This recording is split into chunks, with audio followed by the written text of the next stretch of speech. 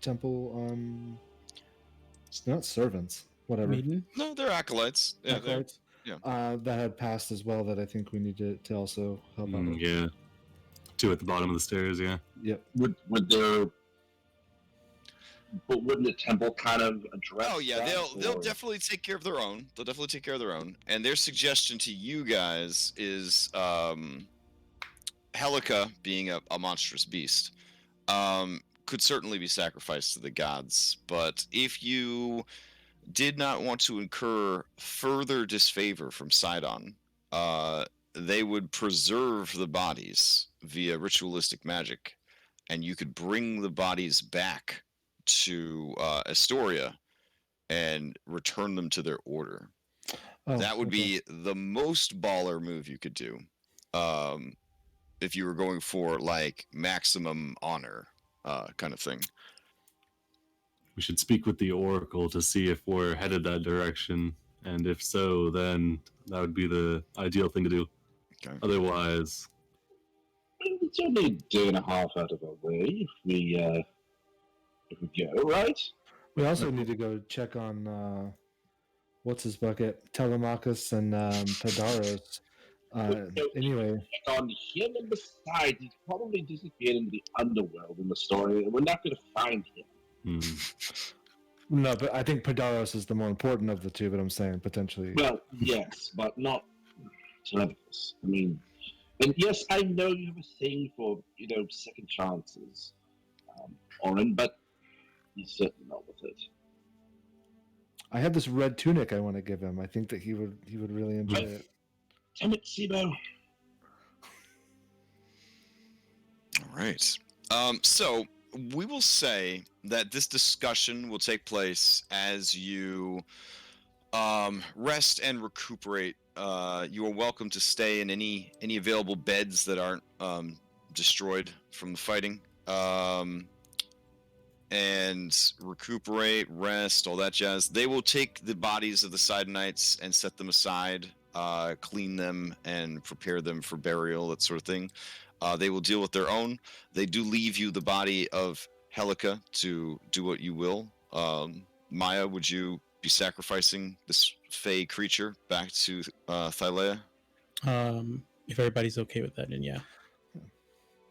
I actually forgot to say Sibo is not looking at Maya like noticeably concerned about the fact that I completely forgot about this last week. Oh Sibo, yeah, she a motherfucking Medusa? Yeah, that's awkward. She was. I've only kind of read about, so I know that. And then so kind of going about everything, but just not looking. Okay. All right. I guess right after the fight, she would pick up her mask and put her hood back on. All right.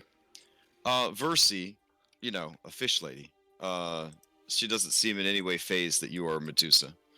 I guess kind of initial response that we would see on your face or your body language. We understand that Sibo is frightened.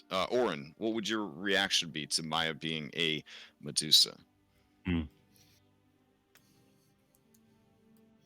Probably wouldn't mention it if she just puts her stuff back on. I guess he wouldn't want to bring it up if she's uncomfortable. I guess he's sworn to protect all settlers of Thylea from his time in Mitros, so that includes even those that have been affected by the gods, I guess. Okay, fair enough. All right. In that case, then, what about you, Julian? What would Julian's initial response be to Maya being revealed to be Medusa? His initial response would be, everyone has their secrets, but that's certainly something we're going to have to address at some point. If we're going to be traveling, continuing to travel out of the greater wider world, that's going to cause an issue if bad luck should occur. Well, yes, hood, mask, all that, but those things can be removed. And as she is a lady, there might be those out there that do not take no for an answer. And I'm also curious. Julian is always intrigued by things that are unique and different, and Maya certainly qualifies as unique and different now. She was always unique and different. Okay, Andronicus, what's your initial feels about this? Not, you don't have to say if you have them or not, but if there would be some kind of initial response you might have. Yeah. So in the fight, when I saw the mask come off, I just sort of whispered to myself, "Ah, that explains the mask." Fair. Not a siren. All right. For their part, your two NPCs don't make a big deal about it. In fact, they don't even mention it. But they do occasionally steal looks over at Maya. All right. Versi, after explaining that she will have her attendants take care of the dead and you, says that she must go and take care of her temple. She understands that you came a long way and you did much, but she needs best clean her house of of the recent events, and then rest. Tomorrow, she will answer your questions, and she will speak to you the words of prophecy. All right. So this map finally does have teleporters, so you could freely roam the map if you are aboard and looking to do that. Otherwise, it's all going to be theater of the mind. Yeah, so you head outside, I'm assuming, to sacrifice Helica, and in doing so, you feel like you have chosen a very smart class for a piety system, which we are starting to track this session. So Maya, you feel them piety points, girl. So easy. You just light shit on fire. So easy. Everyone else got to try hard. You just set shit on fire and you're done. But like you the way are that they do actually it. a servant of... Are you still a servant of Thylea? Or are Yeah, you... as of right now, yes. Okay, so you're focusing on Thylea. Okay. If this is up for discussion or if the hag is burnt at this point, it's not. Julie would like to offer other ideas, as we did favor one particular god last time we sacrificed something, and would like to, sort of, if at all possible, Spread the sacrifice love. something to his goddess, as he feels that the luck that her bard bestowed on him was a significant boon in the fight. All of you, aren't you so glad that we sacrificed to the goddess of wisdom without even our abilities? We were able to fight and defeat this monstrous foe. Yes, that owl was such a what is it, Steve-O? A hoot? Is that what you would say? Yes. So helpful, so helpful.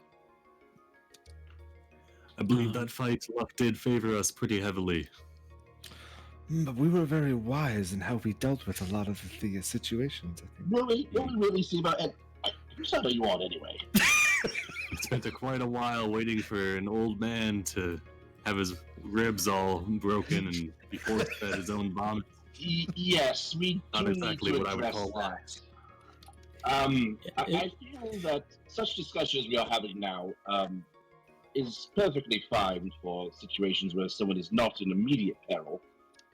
However, it might not be such a terrible notion if we have someone to lead us when dangerous, of course. Perhaps fast decision and conversation afterwards is worth an attempt next time. Instead of worrying about conversation, somebody just do something. If you want to go in, just go in, and then we'll talk about it afterwards if it ends up being an... Well, there's planning, but as there were too many cooks in the kitchen, so That's what I mean, If I would yeah. say one thing is, we were in a situation where time was against us, so, and we weren't really familiar with our teamwork. Yeah. So I think in this case it may have been a bit of an issue with us trying to decide what we can do.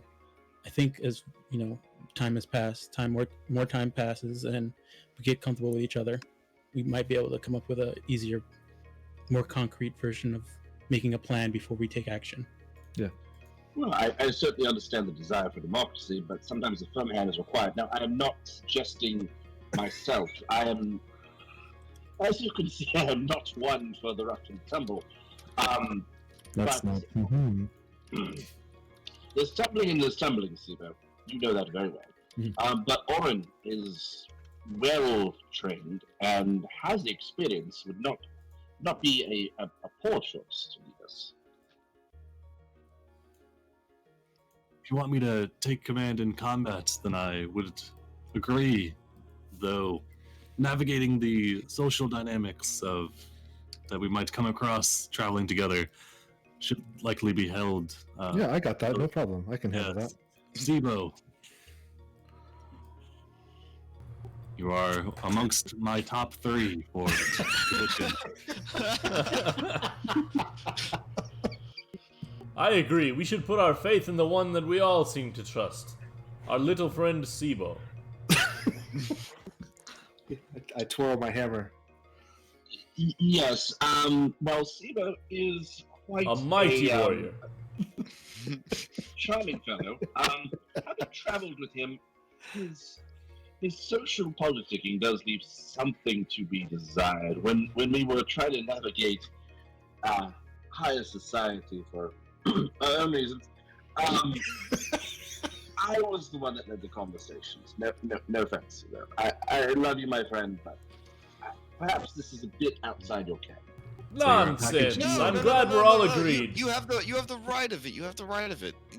There should just be one face in a land so varied and wondrous as Thylea. When you're dealing with the Fae and the Druids, you have Maya. When you're dealing with the salt of the earth, you have Sibo. When you're dealing with higher society, more posh, more fancy, prissy, maybe even a little fruity, you got Julian. And when you want to have sex with Valis, the goddess of wisdom, we have Andronicus. It's perfect. Right, you are. You seem to have left out Orin. I'm sure he's good for something as well. Oh, yeah. Thought I was handling combat. He handled the heck out of that old lady. All right, I so am Orin trained with can guns. be our... Yeah, you are our geriatric specialist. I have a way with old people. It's- You did handle that jihad rather well, and I mean that in a fighting sense, not in a boudoir sense. But yes, I think Oren would be a top-notch leader when it comes to dealing with Silent Knights and other Oh. Well, others we may encounter. you make some assumptions, Julian, says Kyra. You have yet to receive your prophecy. What if the words of the oracle send you each in a completely different direction? It is an assumption, however, You were the one that said we were a group now. Are you saying you provided us with faulty intel?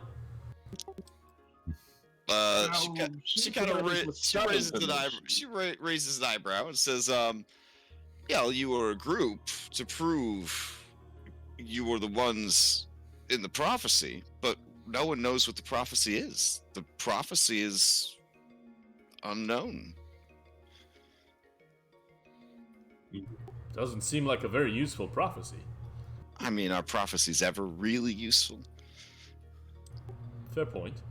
I read a story once where they take prophecies, they put them in these little balls, and they hide them in closets. That is strange. are you sure you're talking about prophecies, Sibo? Are you talking about, I don't know, fortunes inside cookies? Tomato, tomato. Fair enough. Well, you have a sacrifice to get to, and then probably want some rest, and then I will be on hand tomorrow to record the prophecies that you receive. And at that point, I guess that'll be that. Are we sacrificing to Thylea? Are we sacrificing to Kira? I feel my goddess of luck and trickery would be a good idea, but that's me. And we are all independent operators, and I will defer to them. I'll let you guys hash all this out. See you tomorrow. I mean, clearly Valis is the one who we should. Question about Thylea. Like, Mhm. so with me sacrifice, if we were to sacrifice Helica to Thylea, does it have to be all of her, or would very much. It is a pantheon, right? But in the spirit of religious capitalism that Dungeons and Dragons religion is based on, the gods very much like to score them points for themselves. I mean, I'm not talking about like sacrifice part of her to one and sacrifice part of her. I'm talking about like would Thylea be in the idea of like, not wasting anything, so like using part of her, maybe I don't know if like we have the whole, okay, this is kind of meta, but like the whole like Monster Hunter taking parts of a monster and making sure, yeah, doing that and then sacrificing what's left. Certainly you can keep parts of a monster and then sacrifice the rest. Obviously giving up something that would have been useful to you is a literal sacrifice, so it would carry more weight than taking what some more petty gods might say is the best parts for yourself, and then sacrificing the rest. It really depends. Vulcan, for example, the god of craft, he would be very disappointed if you sacrificed a creature without taking all the useful parts off of it first. Okay. Yeah. Thylea, hard to read. Okay. She's that mom that's impossible to buy Christmas presents for. What would Pythor want us to do with all the good parts? Gift cards. Pythor is a bit selfish and a bit indulgent. He would probably be very happy to receive all of the sacrifice. Okay. Yeah, Narcissus would want to receive all of the sacrifice. Titans would want to receive all of the sacrifice. Valis would probably see the wisdom in keeping the important parts and putting them in good work. Would. That's my girl. That Valis is so good. Yeah. Kira would probably, you know what? We'd probably just roll a die to see how that one would go. Like I don't care. Yeah. So, okay. I guess I'll bring it. My friends, the last sacrifice intelligently was given to Valis, but I believe it would be unfair to do so again. There are other individuals in this group, after all. I agree. I actually have to second, among all my obstinates, second Julian's comment. There was a lot of luck that benefited us in the last fight. I would agree with that. So I would not argue with that sacrifice. Without luck on our side, we would have not succeeded against Helica.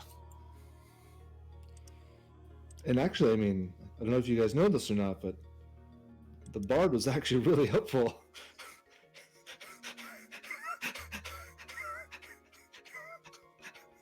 Helise comes over and puts a hand on your forehead. Are you all right? He needs his making inhaler. A horrible sound. Sorry, this is how I giggle sometimes. Oh, that's how you giggle? It's a halfling giggle. Is it? Okay. She slowly and gingerly removes her hand from your sweaty forehead. It's very sweaty. He's just a little sleep deprived. We haven't slept in a while, Helise says, as a priestess of the five gods, I am trained in our religious ways and could answer questions that you might have about them.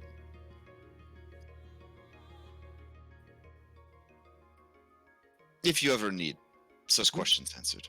For sure. All right. She says, I too am tired. I will see you tomorrow. Okay.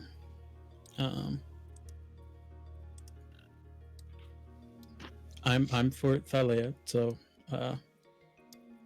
but I'm open to.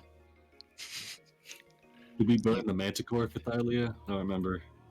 We carved it up poorly. Maya, you feel your piety points being stolen away. Oh yeah, didn't I'm we? just saying, if we gave the manticore to Thylea, then, you know. I think Perhaps we should start some sort of list on a parchment as to who we've sacrificed to. Yeah, that Sivo's already like three pages in. Gotcha, no problem. Although I'll throw it out there. Perhaps with Maya being our sacrifice druid, she should probably get the ownership of most of those decisions. I mean, it could be something where we let her make the diplomatic decision on those. Head sacrificer. Head sacrificer. Yes, but at that point, if we're saying, "Oh, Maya, please make the decision," it's going to be Thylea every single time. Well, I think we have to trust her for that, don't we? Perhaps we should trust our druid to evaluate the potential sacrifices and see which god she believes would be most pleased by them. If there's a god that shares similarities with a certain master, creature, if you will. then we could sacrifice that to them. Or if there's one whose great enemy is represented by that creature, they would also appreciate that sacrifice. Perhaps that's a good way to decide. Well, we can segment a lot of our duties and make sure that we're doing what's best for the party. We are in this for the long haul. Assuming that the So oracle we does not assume, go in but different directions. I I mean, would point out that you do not know which direction. no. Kyra has not lied to us once this entire time. We are absolutely in this together. I might be returning to Mitros to live out the rest of my days. It's level 3. Wow. Hey, that's 2 levels above a basic bitch commoner. Most people never reach these heights. I mean, technically, it's 3 levels above because there are level 0 that's a good rules. point. Oh, that's true. Yeah. Okay. What kind of can I make a religion check to see who would benefit the most from sacrificing a sea hag? Oh yeah, I actually have a sacrifice table open here. You should just say you'll make the decision later, and then have us come to you, and we'll and tell us we have to pay you for that decision to be made. And all right, so give me a blind religion check, and I will regurgitate to you information that Maya would recall after this long ordeal. You could go and If you would like to consult with Halise, it can be done with advantage. Oh sure, I'll do that. Okay. she's not mad at A you at all. creature like Helica, if you wanted to get the most baller points, if you wanted to be action hero, one-liner, panty dropper, you could sacrifice it back to Sidon. Like, yo, here's your bitch back. You could do that. If you wanted to confuse someone and probably make them take interest in you, which might not be a good thing, you could sacrifice it to Lutheria. Kentamane don't care. Thylea will probably be sad because she's always sad. And since everybody is her child, you would be returning her child to her. So never really a bad move on her unless you're, outright wholesale slaughtering fake creatures and things like that. Mitros, it's a hard read. You could assume that she'd be okay with it because she's all about civilization and protecting people, and you did protect people, so it's good. Pythor would be down. She was a tough opponent. You took her out. And she's a lady. Well, it doesn't matter. He said the dudes had ladies. But Pythor always down to get sacrifices.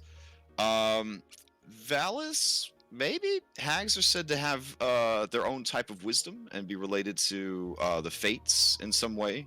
So that's not a bad choice. Vulcan, only if you knew what the useful parts of the hag were, he'd probably be down for it. The real sacrifice would be turning her into useful things for Vulcan. He works a little bit different than everybody else. Yeah. Kira. I mean, she'd probably be down for it. You know, like that's another hard one to read.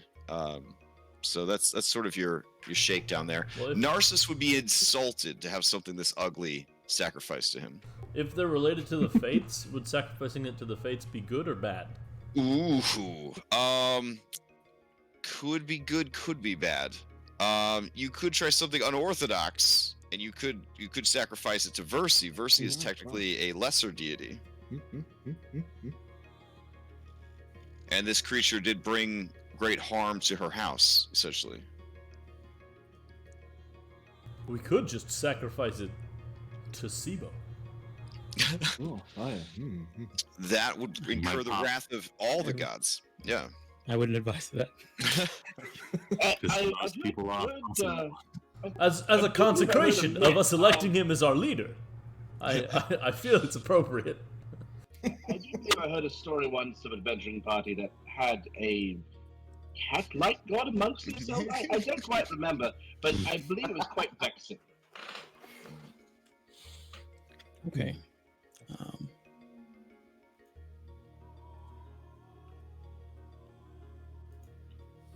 I'm assuming that Maya would share all this with us. Yeah. Yeah, sounds like it. Yeah.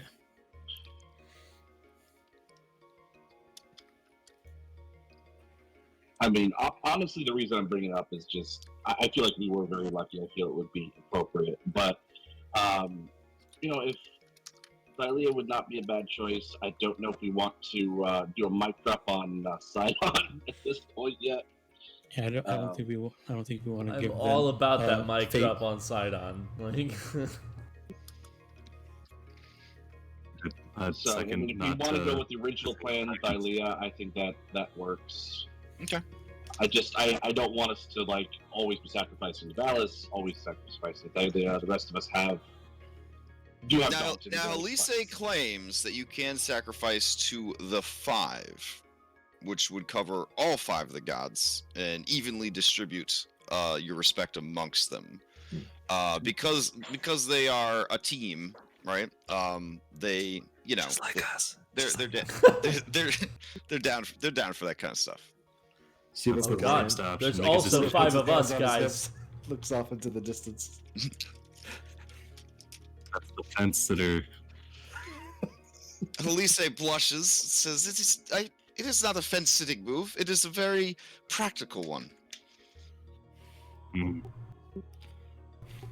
That's funny. But Last time I brought up the with the idea. piety system being slotted in, there's definitely a bit more pressure to who you sacrifice to.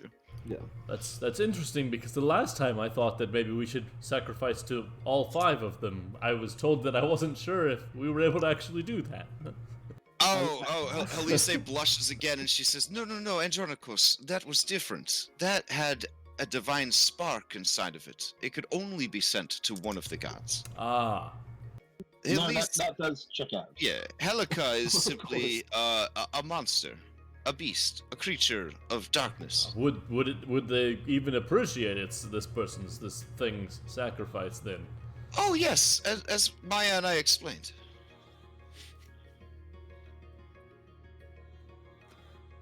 Right then. So Julian says Kyra. Your Yeah, best I'm bet. always missing Your best bet is to just use true diplomacy. Which is a dice roll. Oh, I was just gonna type in a poll if it works. That's democracy, no. or Let's not go with the diplomacy. poll. I don't think rolling a die would be Julian's always Yeah. about the Good idea. poll. among other things.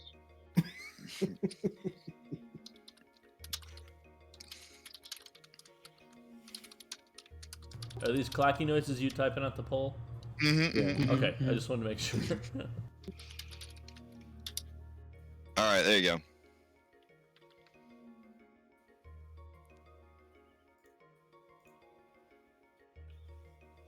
Can you make more than one vote? No. That's madness. No, just one vote. But everybody should vote. I will abstain. What? All right, we'll assume it's a vote for Valis then. All right, you sacrifice this hideous creature to Kira, the goddess of music. When you put it Alright. that way. As the fire begins to consume her corpse, it explodes in an eruption of beautiful fireworks.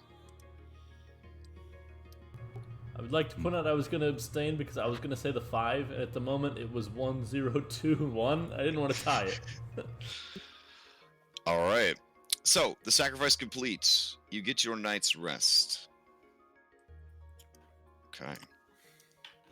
I would like to. Alright, and then the side like knight to- soldiers, there was 9 or 10. There were 9 of them if you count the priest. I would like to So grab that would be 8. 8 soldiers and a priest. Yes. Walk into a Alright. wine bar. But by the way, I made sure to go get the legendary plate from the kitchen. Oh, the broken pieces of it. Are we gonna Okay. sacrifice Absolutely it? grabbed it.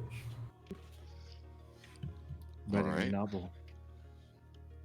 Warren will offer up, if we don't have the money available from We group do. funds, or we'll offer up some of the money that he earned. Yeah, we should I, probably uh, take it. So but we have enough to cover it with the group funds for sure. In the Um, shards of the plate, I take one of the sort of medium-sized ones, and I bore a hole through it, and I wear it on a thong around my neck. Nice. Oh, damn. Okay. I put it in my Like a thong. human skull. So each of the 5 of you takes a piece of this plate.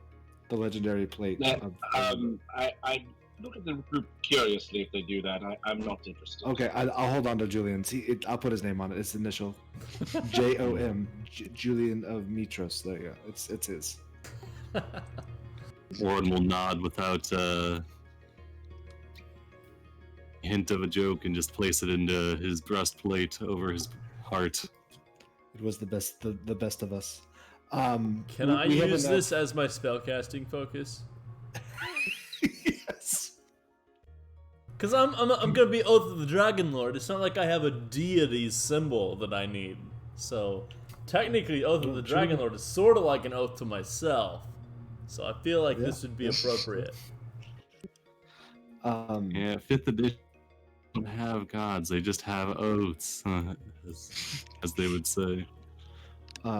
So yeah, we definitely have enough in the party funds to cover 9 people, 8 eyes. 18 eyes. Okay. No problem. I will also start to set some funds aside for that,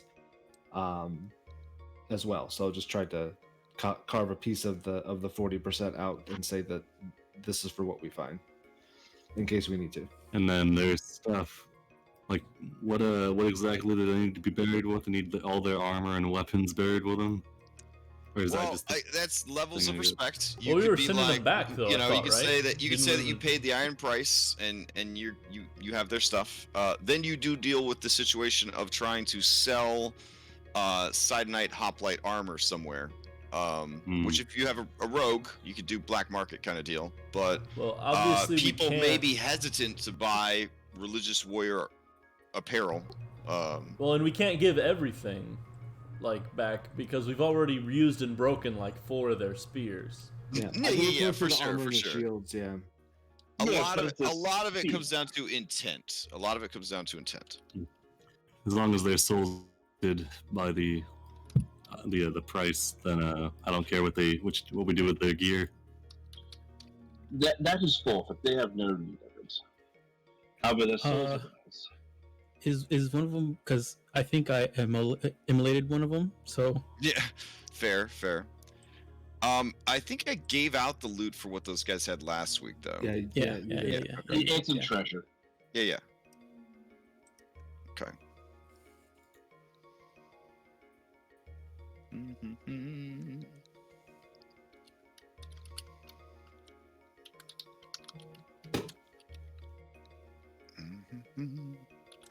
All right. Let me know when you are ready, and the next day will come, and Oh, the Oracle will see you. I would like to, during the night, speak to Elise. Okay. All right. Yeah. Halise knows that her moment has come. She nervously brushes aside her platinum hair, and she says, "Yes. What is it you need, Andronicus?" perhaps we should go somewhere a little more private. Oh, okay. Oh, yeah. You can see that she's put on 4 times her normal amount of eyeshadow for this occasion. Oh, okay. You guys go speak to the shadowy alcoves over here. That's nice. Okay. Next to the candles in the Mhm. candelabra. Helise, I would like to be upfront with you. I'm not a fool. I understand what you have come to think of me, but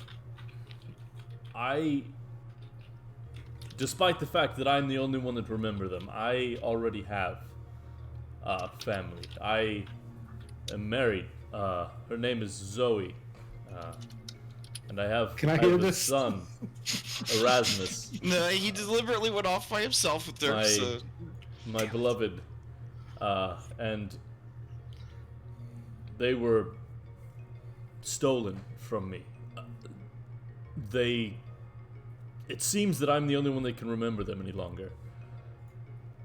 They appear to have vanished along with the rest of my family, my parents and my uncles and my aunts. They were the family of Tritons responsible for our original departure from Sidon, and with their erasure, it appears that my people have fallen back under his sway. My entire purpose in seeking out the Oracle is to find how to get them back. I just thought that you should know. Okay. Her eyes kind of begin to water up, and she says, why have you waited so long to tell me this? Because I know that it won't matter. You won't remember. Before we receive our reading from the Oracle, I wanted you to know so that maybe in the moment you're able to remember this. I'm so sorry that you have had to endure so much. I know that in your heart you carry a heavy burden. I don't know what it is or what you're missing, but I am here for you. If you ever want to talk.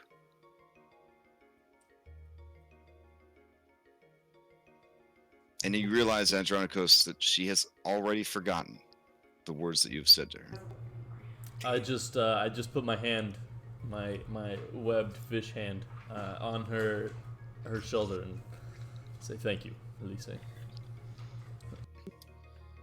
And then I look down at this pool and I wonder if it'll also restore a hit die. The fountain upstairs will recover hit die. These are sacred waters that are used to bathe people who have come to receive blessings and anointments and stuff like that. All right. We should rejoin the others. She seems a bit disappointed. She knows that whatever secrets you carry, they are a great burden on your heart. But that if she is there for you in the friend zone, eventually it'll pay off. You'll open up to her, you'll tell her what's bothering you, and she'll help you fix it.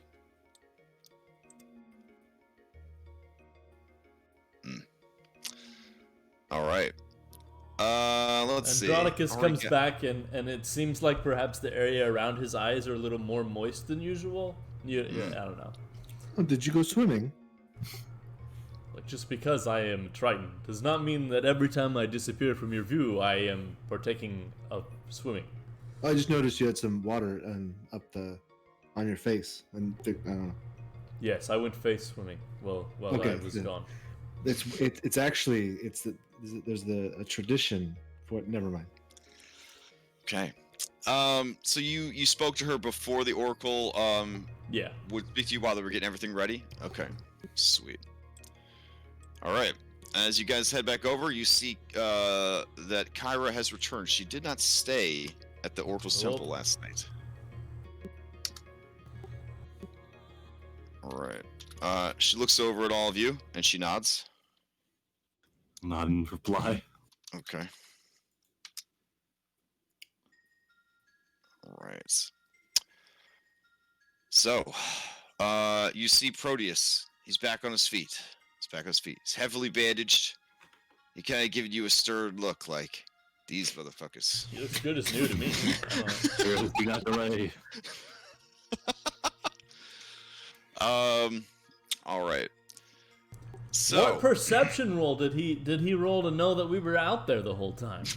That's impressive. The guards didn't even know. I know. I'm sure nobody filled him in on any of the gaps in the information that might have been present. You're up.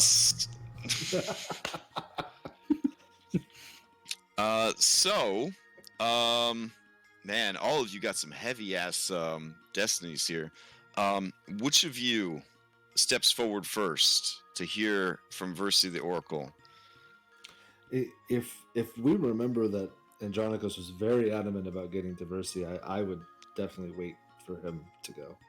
Yeah, I look over at Halise and then I step forward. Okay. As you step forward, she raises a hand and says, for each of you, I will answer one question. As a reward for saving my life, proving your worth, and answering my call.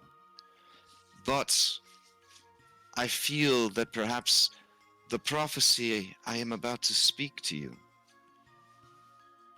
may temper and change the questions that you might ask of me. So please listen, and I will tell you of my dreams and your place in them. I very much doubt that it will change what I wish to ask, but please proceed. Okay. Her acolytes light braziers full of psychotropic drugs. The temple quickly fills with their heady fragrance, and you guys begin to succumb to a more relaxed state of mind. You feel your awareness opening. All of you gain a +2 to your wisdom, but a -2 to your dexterity and intelligence. Warren hold his breath. You're not going to let smarts get in the way of this. All right.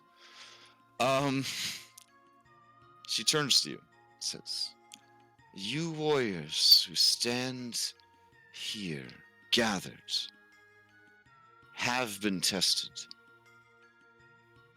but you will be tested.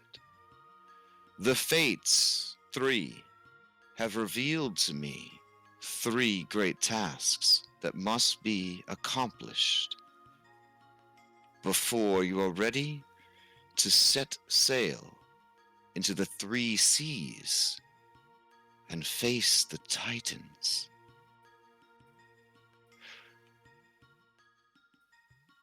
You see, I have dreamed of a great darkness, of skies turned red and stones of black, irradiating the world with their foul energy. Life snuffed out, death rampant for a time before all is plunged into darkness. I know my father plays a role in all this. He and his sister wife. They are the root of this evil, and they must be destroyed. Now they are protected by the age of peace, the pact of peace forged 500 years ago and honored still. But soon, that oath will end, and my father will deliver upon the settlers of this land his vengeance. You must stop him before then, or prepare yourselves to stand against him when the time comes. But to do this, as I have said, you must have access to the seas.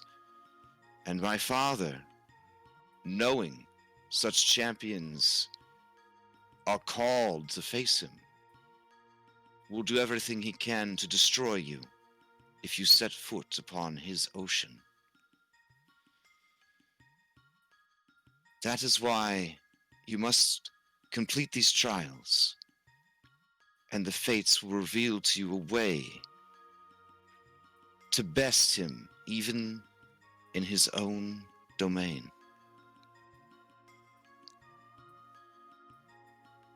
Your 3 trials will stand before you. You must shape the silver fires of the Lost Forge in order to craft the tools that you will need. You must claim the mighty weapons wielded against the Titans by the first Dragonlord. And you must drink deep from the bottomless dragon horn, for it will reveal a vision that even I cannot see. But woe unto thee, for as I have said, I have seen the end of all things. My father's anger cannot be quelled, and his sister's schemes even now. Your quest may yet fail, and if it should, the sky will rain black fire, and the doom of Thylea will come.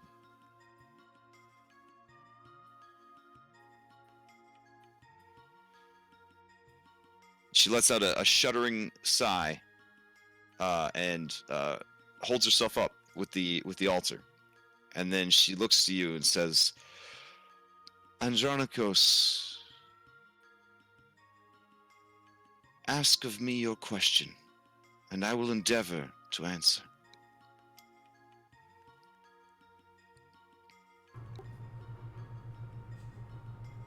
Versi, Oracle. And my question has not changed. How may I retrieve my family? Okay. You see the briefest flicker of understanding in her eyes and on her face. As she looks at you, she squints as though there is a bright light blinding her. "My condolences for your loss, O haunted one.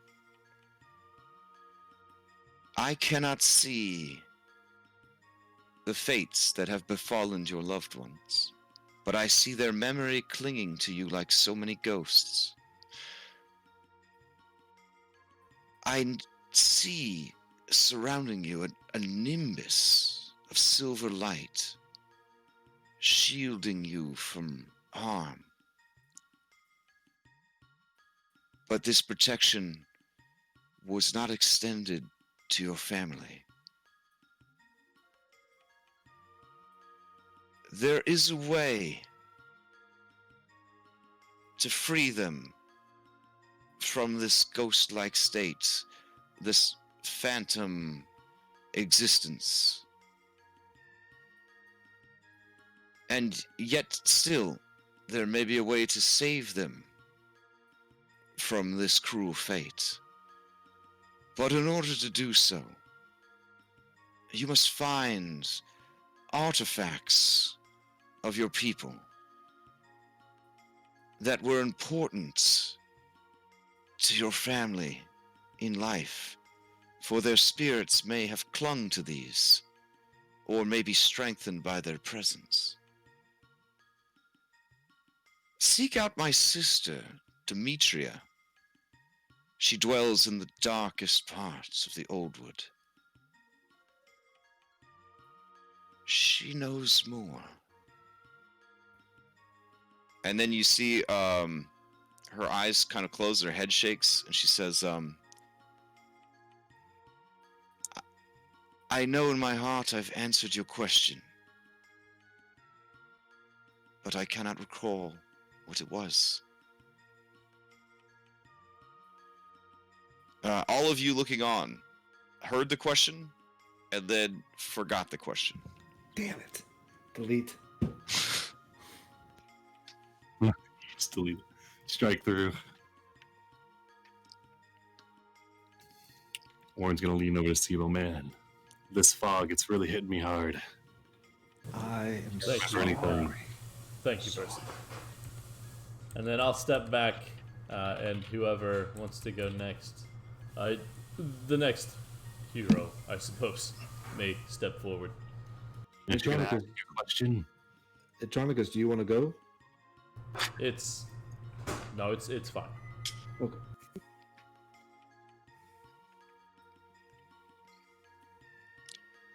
Kyra approaches you, Andronicus, and hands you a rectangular piece of stiff parchment. It's cut roughly around, I don't know, 3 inches by 1.5 inches, maybe. On it, it just says Demetria. This is all I could remember, but here. Ah, another name tag? No, unless you identify as a Demetria, then I'll do everything I can to help you with that. No, it was just a joke, Kira. It's fine. Sorry, It's it's Kyra, but thank you. All right, who's heading up next? This is gonna be good. Well, we're all going, so don't hesitate. Like, Yeah, don't be All right. afraid. It's not like you're having the secrets of the universe revealed to you. all right, I'll go. Thinking about my question, alright? Dang it. Yeah. All right, Sibo, as you approach, she looks down at you and she smiles.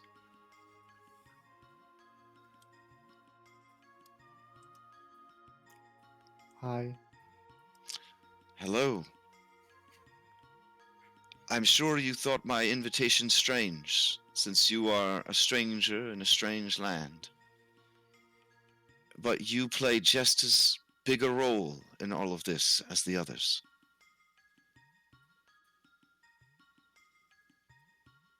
What is your question? Upon arriving here, I was in search of my father. Hmm. The ship that I arrived on wrecked. I guess my main question is the crew, my father, the item that he was after, which I am also after.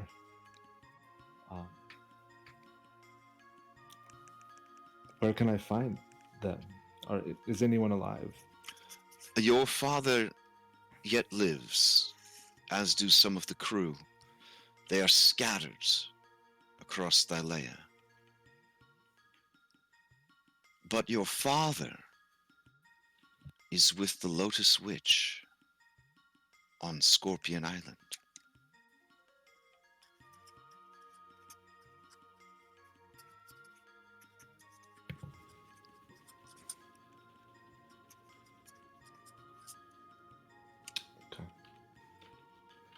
Okay. She kind of looks at you and says, I sense the distant shores upon you. You have begun a great odyssey, Sibo. It will take you to many places.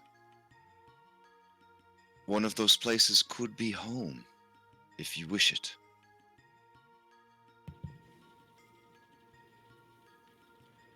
So this island, is it in the sea? Like, can I get there from land? You will need a ship. Oh God! Oh God! And Okay. now that my father has marked you for death, the oceans will only hold that fate for you until you find a way around it. A way to protect yourself from his wrath. Okay. Thank you. I know I asked way more than one question. Here, never mind. Okay. And I'll step away. All right.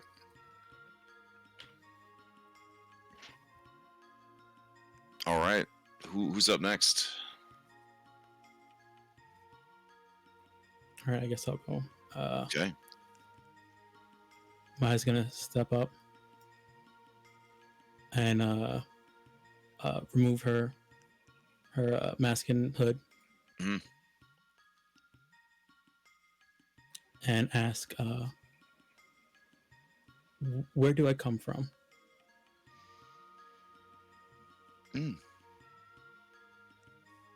That is an easy question for me to answer. And she sort of looks at you, and she's sort of reading your face, and there is a sadness there as she kind of looks upon you. You must return to Themis, home of the Amazons. There you will learn much and more of who you are and who you are meant to be.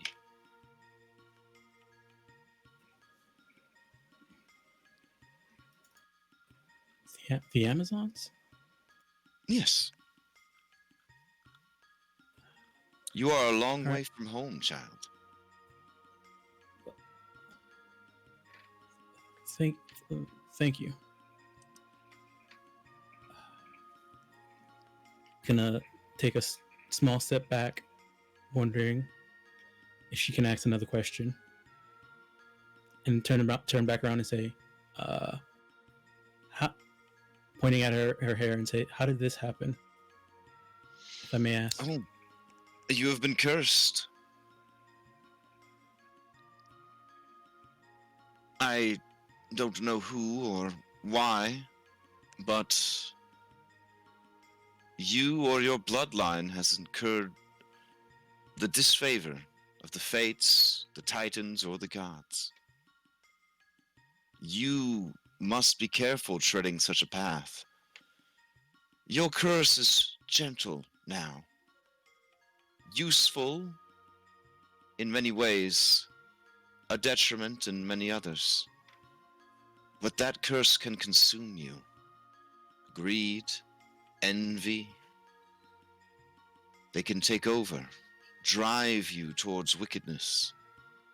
And the further you follow that path, the less of your humanity will remain, and the more monstrous you will become, until you, Maya, are lost to yourself. She'll nod and turn back and head back.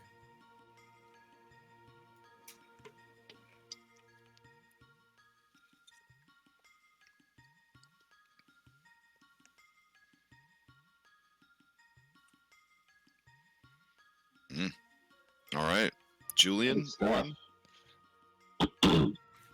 And as Orin steps forward, Julian will move. Okay. Versi. He will. Has everyone sort of been like kneeling before her? Or has everyone been just sort of going up and standing on the you know, just respectfully, you know, Okay. like not your hands aren't in your pockets, you know, that kind of thing. Okay. No, Yeah. No, stand up straight, hands in the pockets. Got it. Okay. Julian will stand before Versi respectfully and take a moment and then look at her and say, all my life I have strived to prove myself. I come from humble means, but I felt there was more out there. Perhaps that is hubris, perhaps that is fate, perhaps that is folly. That remains to be seen. But one thing that I wanted since I was small, when my father took the time to show me the love and care that few would in our position, is he told me of stories of the Dragonlords. And that, beyond all else, is something that I have desired. To prove myself to resurrect those great heroes, those great warriors. How do I become a Dragonlord? And as he says that, he kind of looks at Versi, and normally he looks sort of collected, but he just sort of has this look of just sort of bearing himself to her, and he looks as if, suddenly he's small and childlike, like he's just sort of letting something out that he's been tucked away for years and years. Okay. She lets out a true laugh of joy and amusement, and she says, "Your blood calls to mine as mine calls to yours. Do you ever wonder at these great gifts that you have been blessed with, where they came from?" I have, but everyone said, "Oh, Julian, your father must be of godly heritage," but he isn't of God. My mother, while beautiful, I never knew.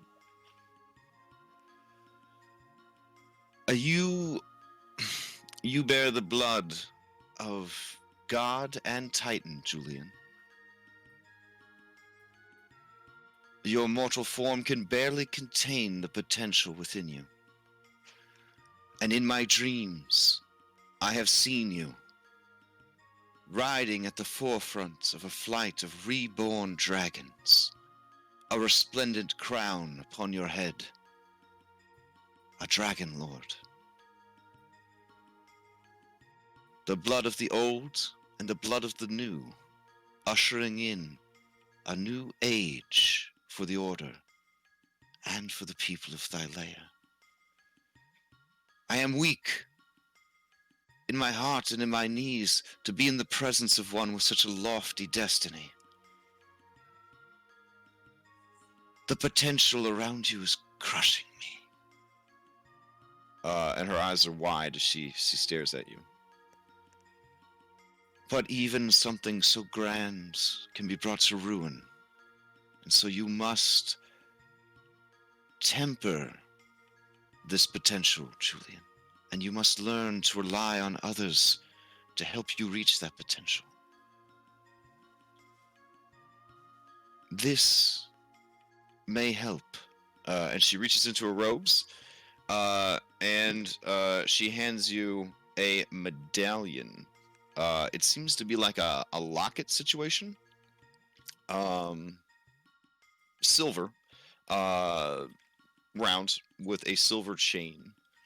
On the silver medallion, there is the symbol of the Dragonlords, which is just a dope-ass knight riding on a dragon, wearing less Greek-ish armor and more of like a Greek-Western hybrid armor. Do you try to open it?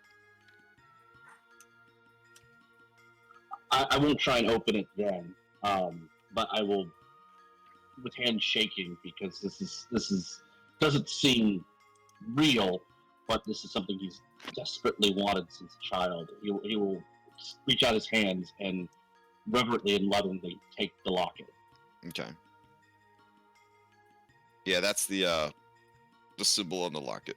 That is awesome. Nice. That's so cool. All right. Okay. She nods to you and moves forward to embrace you. With the locket in hand, I will embrace her back. Okay. Just sort of like in the moment, just sort of like, wow, this is happening. This is real. This is awesome. This is so cool. Okay. I lean over to Halise and I say, "Getting spicy up there."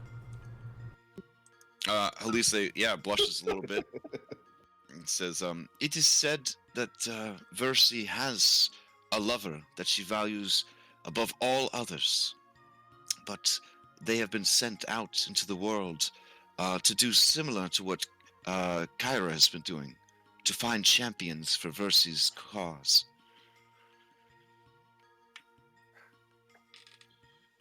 If Percy has no more wisdom to or prophecies to impart, Julian will sort of like you know the most awesome gift you get on Christmas sort of look. He's just gonna look around at everybody to sort of keep the locket close, and he's gonna sort of very briskly walk down to the group and just sort of have this idiot grin on his face. All right, fair enough. All right, her eyes turn to Orin. All right. So And she looks so fucking sad when she looks at you. Not sad to see you, but sad for you. all right. So Orin approaches the oracle, his shield and spear laying aside. He has his remaining arm folded over the wooden prosthetic in front of him. You can see the anger and frustration on his face is barely contained. Composing himself, he asks, "On that day, my friends, my brothers, my unit, all of them passed from this world." Thus he kind of looks down at the feet of the altar and says, "Why didn't I?" She gives you a sad smile and says, all around you are called to Lutheria's side. All you loved and valued is coveted by her. You, whose birth was cursed, whose joyous day of coming into the world was spoiled. All I see when I look at you is torment. A path ahead strewn with brambles, hungry for your flesh.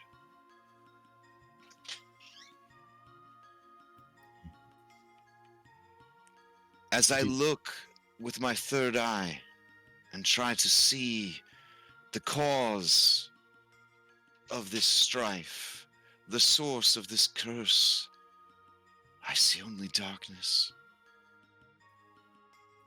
But there is another. I mentioned her earlier, though I cannot recall exactly why. But my sister, Demetria, she spends her days weeping and raging in the darkest parts of the old wood. She and you, your destinies are intertwined.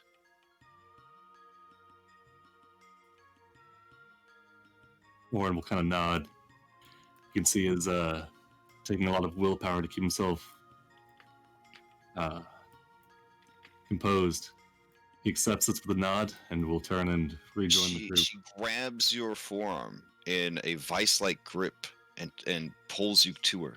And she says, I see death for you over and over and over. I can try. Nice. Be careful in the old wood. The creatures there hunger for you. A part of me hungers. And you feel her kind of crushing the muscles and bones of your arm, and then she releases it and sort of gasps and looks away. I'm sorry. No apology needed. And with that, he'll return to the others.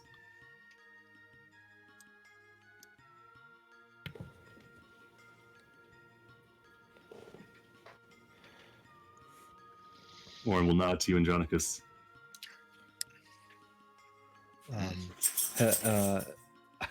Is Elisa gonna go up there? Aww.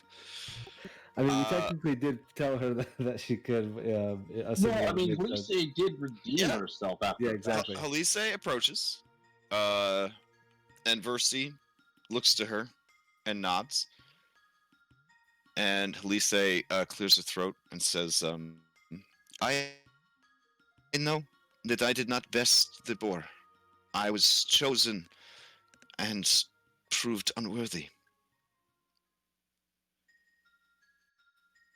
I returned to the boar and assisted in its destruction. My question then for you, great oracle, is this the end of my story? I hear your prophecy. I hear of black skies, clouds stained red, life turning to death, turning to darkness. I cannot stand by and do nothing. Perhaps I am not destined to be a great hero such as these who stand before us, but I must know if there is some small part I can play. If there is some way I can still help.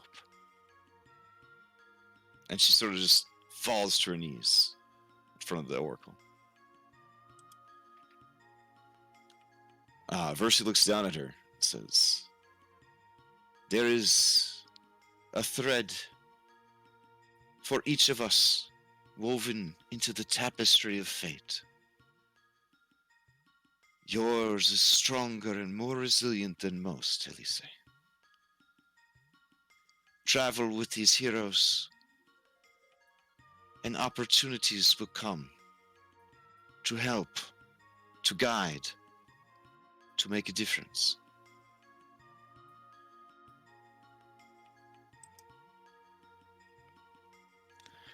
All right. You hear Elise sort of sob a little bit, and then she snorkels it back in. She stands, and then nods to the oracle, and then walks back over to you guys. So question: do we not remember Andronicus walking up there, or just No, Andronicus walked up to her, and then he asked her a question. You think he was like, "Do you need my help?" And then she was like, "Oh yes, very much." Okay, it's yeah. less like blank spaces and more like modified memory. Right, you're just sort Got of it. filling it in with whatever the most vanilla thing ever is. Like, Okay. do you like coffee? Sure. Yeah. We could like- answer the question. I like Yeah. French vanilla creamer Yeah. in my Yeah. coffee. Yeah. Okay, cool. Yeah. I The was other trying to figure day out- I had a powdered creamer. It was weird. Yeah. Okay, just making sure because Siva would know that he doesn't remember one Mhm. of the five. So okay, no, that works. That makes sense. Okay. Yep. All right. Versi looks tired, and she says, "I must rest." I look over You at are Kira and I say, what about you? You did help. Oh, do I get a question, Versi? I'd like to ask a question. I know you're really tired, but I mean, I'd like a question. And you see Versi stare daggers at her. And then she says, I don't know. All right, sure. Since you insist, Versi. Great Oracle Versi. I have many questions for you, as I often do. But since you beat me in that game of 20 squares, and I owed you that favor, and I have redeemed that favor, I feel like the slate should be clean between us. So, I guess my question is, the heroes that stand before us, will it be better than before?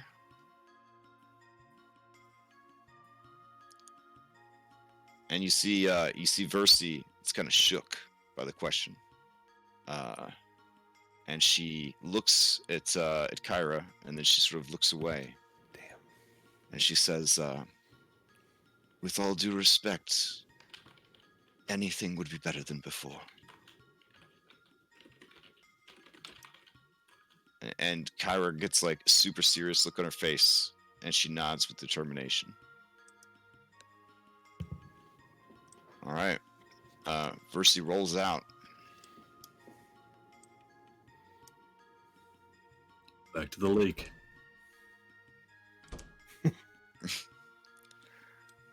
All right. So you guys are welcome to stay. This is a dangerous land. So taking a week to level up at a spa resort religious retreat, never a bad idea. Lots of foot rubs. Shit, I'm gonna Lots go of flop fruits. down in that fucking fountain thing over here. Spaloosh. Yes, these are scented hot springs with the healing oils and the meditative incense. This is an extremely This is- relaxing and So comfortable week I actually for have your a character. question then. So Yeah. Tritons, I imagine they would probably fashion like their clothing and armor out of something that doesn't get harmed by going like in and out of water all the time. Absolutely. You know those bathing suits that dudes get that have like the mesh netting inside, and then you get out, and then like this giant water balloon like splooshes out of your like pants leg. So like I always cut out none the of their mesh clothes is netting like that. because I fucking hate that shit. Yeah, But- none of their clothes is like that. So It's all skin tight. yeah, a lot of mesh, a lot of hydrodynamic stuff going on there. It's like you're wearing nothing at all, Andronicus. I mean, you've seen my character art. Yeah. They're very much down with like monk paladin or barbarian paladin, so they have a good reason to just go around in a speedo. Yeah, because that unarmored defense, it's the good stuff. All right. So what do you guys do during this rest? Do we need to queue up our long rest document here? Take a look at what's on the table. Mayhaps. Mayhaps. Probably. All right. Let's see. Versi, you're blocking all my stuff. All right. Let's see. Oh, we don't have a long rest document on this particular server. Let's fix that real quick. All right. While I'm looking up the mechanical stuff, if you guys want to explain to me and each other what you would do flavor-wise for training up from level 2 to 3 here at this religious day spa retreat, throw it out there. Yeah, I can go. So after soaking, because he's a fish person, Andronicus will sort of pour through. I'm assuming there's some sort of library here. Not a real good one. No, it's Well, definitely right, not. but just I mean, like Yeah. it'd be like a religious library, right? Oh yeah. They'd have the basics of Yeah, that'd be the sort of religious stuff study. I would need. So Yeah. I pour through their various scrolls and parchments and I don't know books if they have those, and I find that really the only people that successfully sort of achieved godlike power or were able to defy successfully titans that were not themselves gods were the Dragonlords. And so over the course of the week, I research more and more on the Dragonlords, besides what everyone would know just because of like popular culture. And I become more and more convinced that this is the only way that I will be able to amass the sort of power that I'll need to effectively take on a titan. Oh, hype.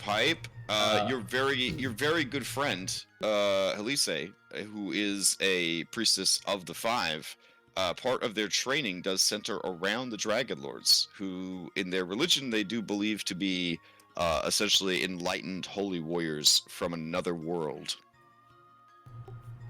And so then, sort of bringing all of this, if this was an anime, this would be all montaged, and then at the end, it would show me sitting down in like a ritual circle, and then it would like flash white, and then in the middle of the ritual circle, there would be a coppery pseudo dragon.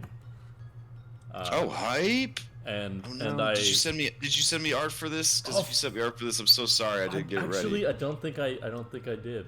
Oh, okay. But then 'Cause if I you just need- sort of stretch if you out need my baby, hand. If you need baby monster art, there's some real good stuff out there. So Yeah. Okay. I stretch out my hand and it sort of climbs up my arm and perches around my shoulders, and I just finish my little segment by saying, "You shall be known as Elpis, for you are my hope." Aw. And now I'm gonna look up art. All right.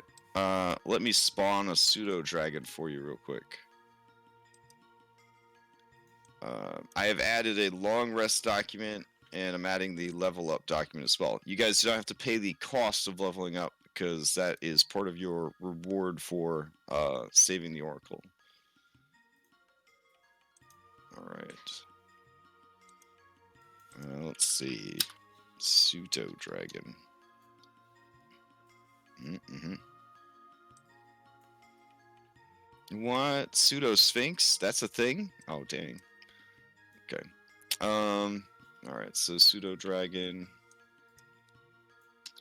I'll give you full ownership over this bad boy. Let's see.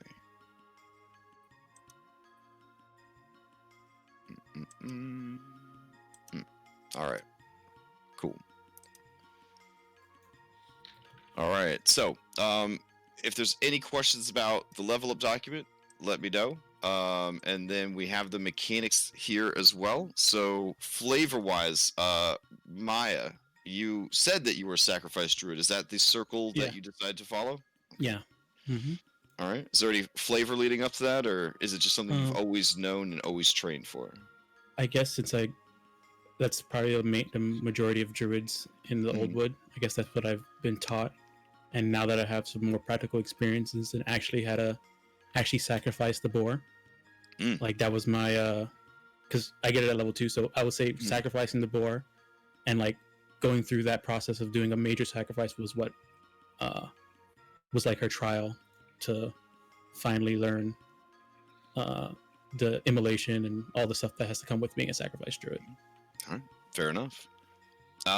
Sibo, anything special during your week as you work towards level 3? Yeah, so I'm noticing that the more time I spend here, the more these kind of abilities are coming to me, and I don't actually really understand them. So I will take the time to maybe, in a sense, meditate with whatever is reaching out to me. Sure. And kind of get a grip of why, because I still really don't 100% understand why I can do some of the things I can do. Okay. All right. One of the, like, maybe the second time you kind of go off to yourself to meditate, you feel a cold hand on your shoulder. The hand is a little clammy. I'm gonna be honest; it's a little clammy. But the fingers are tender. Okay. And as you turn, you see Versi, and she kind of looks down at you, and then she sits beside you, in that way that like old-timey ladies would sit really uncomfortably, like where they like break their hips sideways. You know what I'm saying? So Yeah. and so she sits down next to you and says, I hear your thoughts everywhere I go. What is it that you need?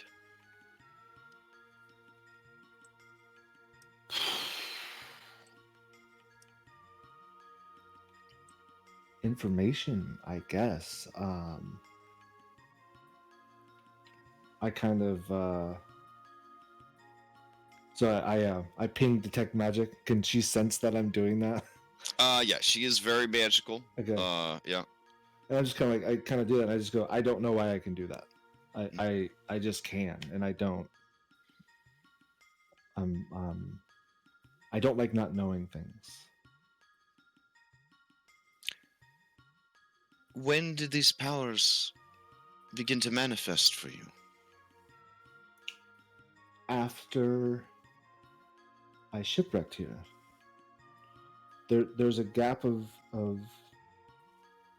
memory, I guess. There's a gap of time where I remember the storm and I remember the shore. But between that window, I don't remember much, but being here, I'm able to do things that, since meeting these other heroes of the Heartland, see, Julian loves that, by the way. You should use it as often as you can. I'm able to do more and more.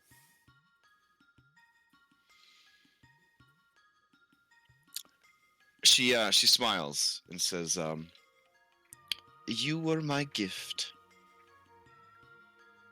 and you are a strange gift.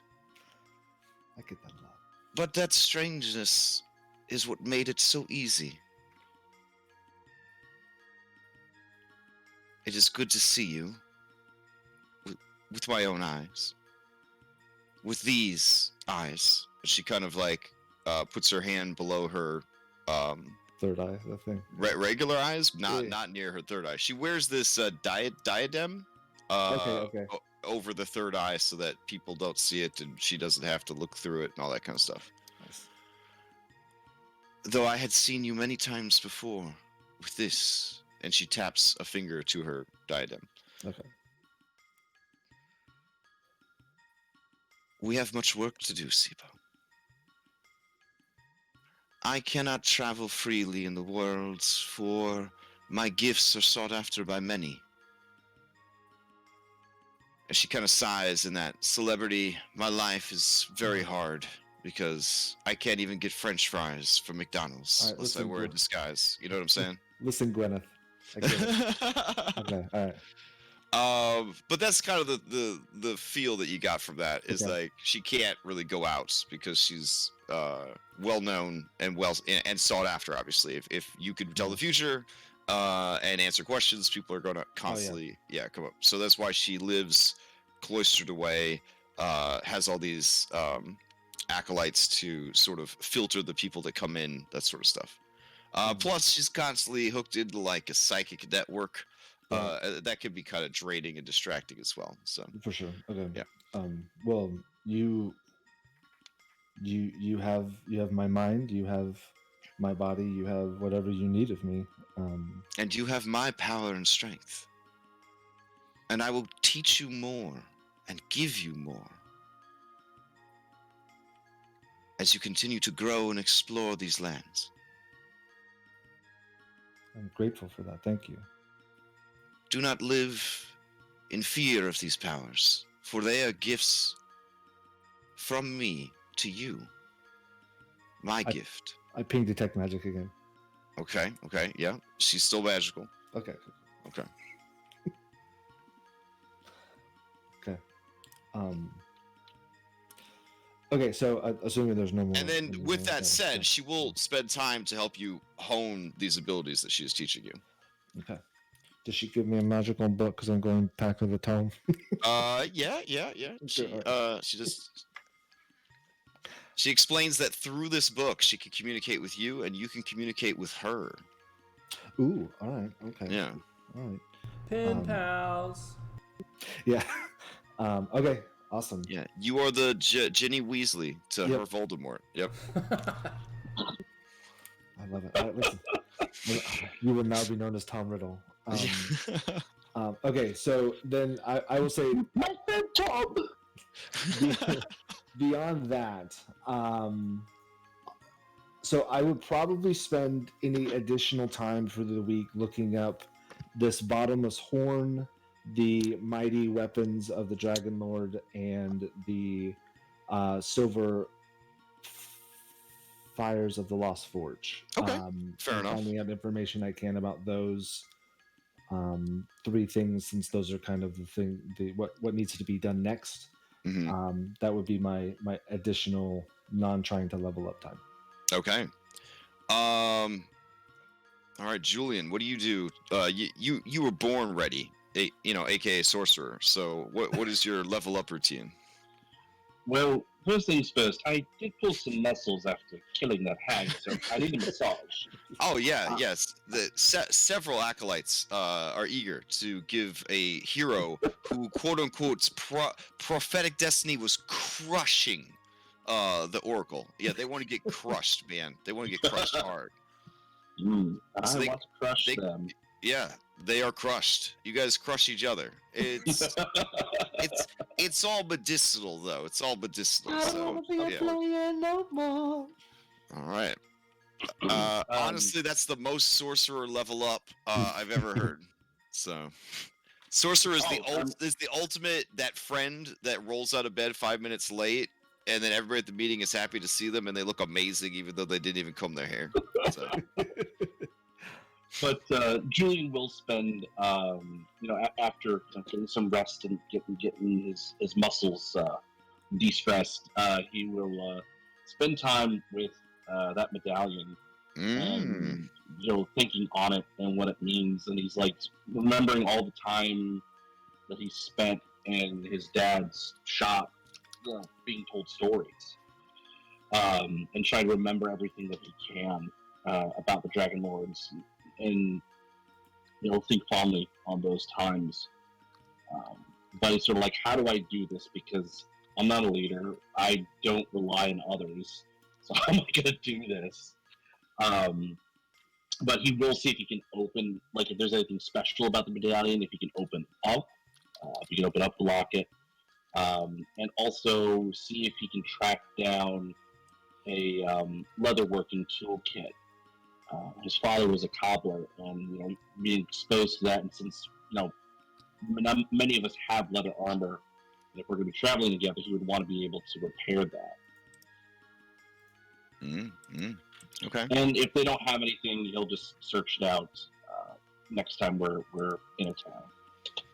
Okay. The locket does not open, despite all of your attempts to make it happen. I don't know if that vexes you, or you are just like, oh, I guess it just can't be opened. But it has an obvious hinge, and it has an obvious mechanism to open with, but it will not open. It is vexing, but it's one of those things where, because of the stories I'm told, I just sort of interpret that as I need to find out the right way to open this. And so that's going to be like that, and like, how do I become a Dragonlord, and how do I open this locket? Those are the things that will be sort of forefront in my mind. Like, I was already told by Mercy, but sort of like, okay, so what are the next steps? So I'm thinking, what are my next steps, and how to open this locket. Okay, fair. All right. Okay. So during the week, you guys gather up this information either by doing research, speaking with the Oracle directly, or if you did, asking Kyra, who is a bard, more about these things that are going on, these 3 trials that you are being asked to perform. So let me get you that information in a bit more detail. Okay. So, oh gosh, where do we even start? The horn that you must drink from is known as the Horn of Balmetria. Balmetria was the most baller of all the dragons who worked for the Dragonlords. I know this. Yeah. Okay. She was killed in the Great War, and her body was laid to rest in the necropolis at Tillamook, in north of the Mithril Mountains. The horn, however, in whatever ordeal killed Balmetria, the horn was broken off and turned into a magical weapon. The horn is said to have many powers, but the most notable one is that any who drink from it are granted visions of their future, and shown things that even the Oracle cannot show them. Now, this horn is kept in the Shrine of the Dragonlords in the city of Astoria. There you go. All Right. All right. Lighting the fires of the Mithril Forge. The Mithril Forge was used by the dwarves to construct the weapons of the Dragonlords and the 5 gods during the Great War. And apparently, it can be restored and used to do such a thing again. However, the Mithril Forge and the adjoining Mithril mines lie in ruin. The dwarves and humans and gnomes who used to live and work there were driven out long ago by a great evil. They apparently broke through the nether. These are Letheria's beasts. Yes, that is correct. More info can be gathered from the city of Astoria, and there are the dwarves who live there. And then claiming the weapons of the Dragonlords. Amongst the Dragonlords, there's the title of First, who is the greatest of all the current Dragonlords. The first amongst all Dragonlords was a man named Xander. And he died early on in the war.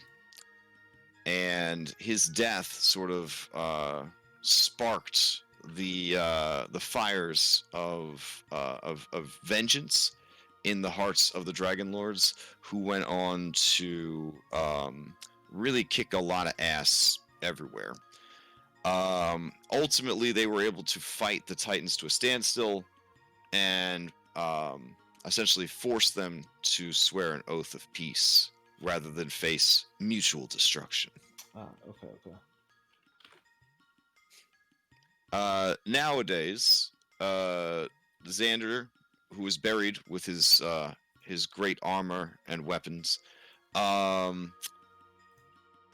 his tomb is located in the necropolis at Telemark, in the same mountain range that contains the Mithril Forge. So that's convenient. However, you cannot journey there unless you bear a coin of the Dragonlords, which has a symbol very similar to the one, I believe, that is on... Actually, no. I think we actually have a handout for that. Hold on, let me check. But you must have a coin of the order, essentially. And you must present it to the guardian of the necropolis, a lich by the name Damon. Okay. Damon was the resident edgelord of the OG Dragonlords. He was such an edgelord that he refused to become a Dragonlord because it was too trendy. So he would hang out in his dark robes, doing his spooky necromancy magic, but backing up his allies in that sort of anti-hero edgelord way that the party edgelord does. He is the one who returned from Praxis with news of their defeat, the details on the Pact of the Oath of Peace, and after that information was given, he never spoke again. Interesting. It's the Academy at Metreus he was one of the founders of that too, right? He's a badass. He's an arcane badass. Mr. Damon. Okay. Did his friends call him Matt? Yeah. Quest Yes. log: seek out Matt Damon. I mean, he may have come from the other world that the OG Dragonlords came from, where they had surnames and stuff. So Damon could be his last name, first name unknown.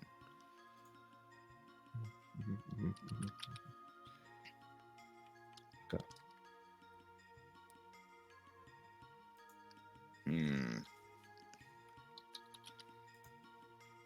Oh, look at that. We do have the Dragonlord coins. Okay. I'm so excited about this week off. My goal is to really just grind out all this stuff.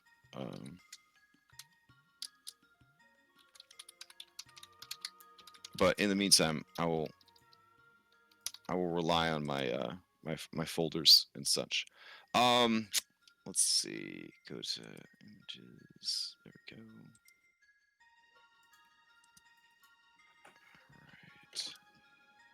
we go. Please read over the long rest stuff.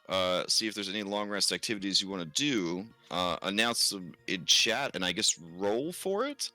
Since you're staying at a comfortable establishment, where you are pretty well received, a lot of the activities should be pretty easy. However, some of them just wouldn't make sense. Like, it'd be hard to make money as an entertainer when you are entertaining a very small selection of people that don't really have all that much money on their own. So this is not by any stretch of the imagination a big city, even though it is serving the purpose of a, what's the word I'm looking for? Sanctuary. All right. I'll speak with Versi and see, or I guess probably Praetorius? Praetor? Proteus? Proteus, there we go, sorry. Okay, no worries. Been up a while. Alright, Ready to hear Proteus, those rumors. see if there's anything in the surrounding areas, any sort of creatures that need to be dealt with that pose a threat to the sanctuary. And Orin will do it for free, and took us a while to get to him, I guess. Yeah. Do you actually throw that part in there, or do you just? No, it's I leave that out. Okay. You do. He does tell you of some minor issues. Some rogue sprites. Like that are mischievous and causing problems. Things like that. For the most part, Versi's got a pretty good rep. So most people don't try to mess with her too much. But yeah, I mean, there's definitely some work to do as far as flexing some muscle on some wayward fey spirits and sprites that have been causing some trouble. Yeah, Orin would have been slowly kind of letting himself slip, but now that he's been given like a direct route of action for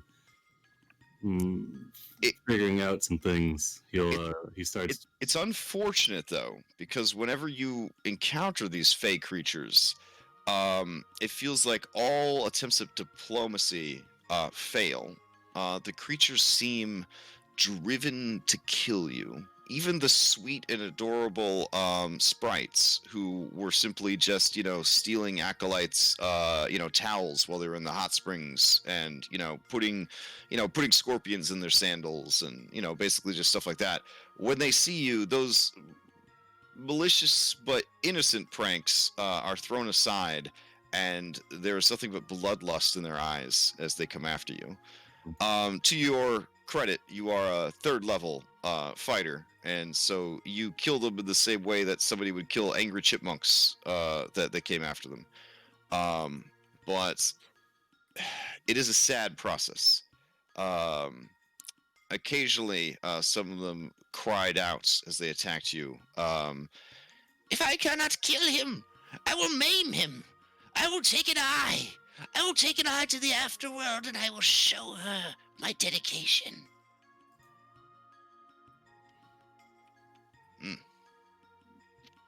Orin will ponder this as he slaughters them.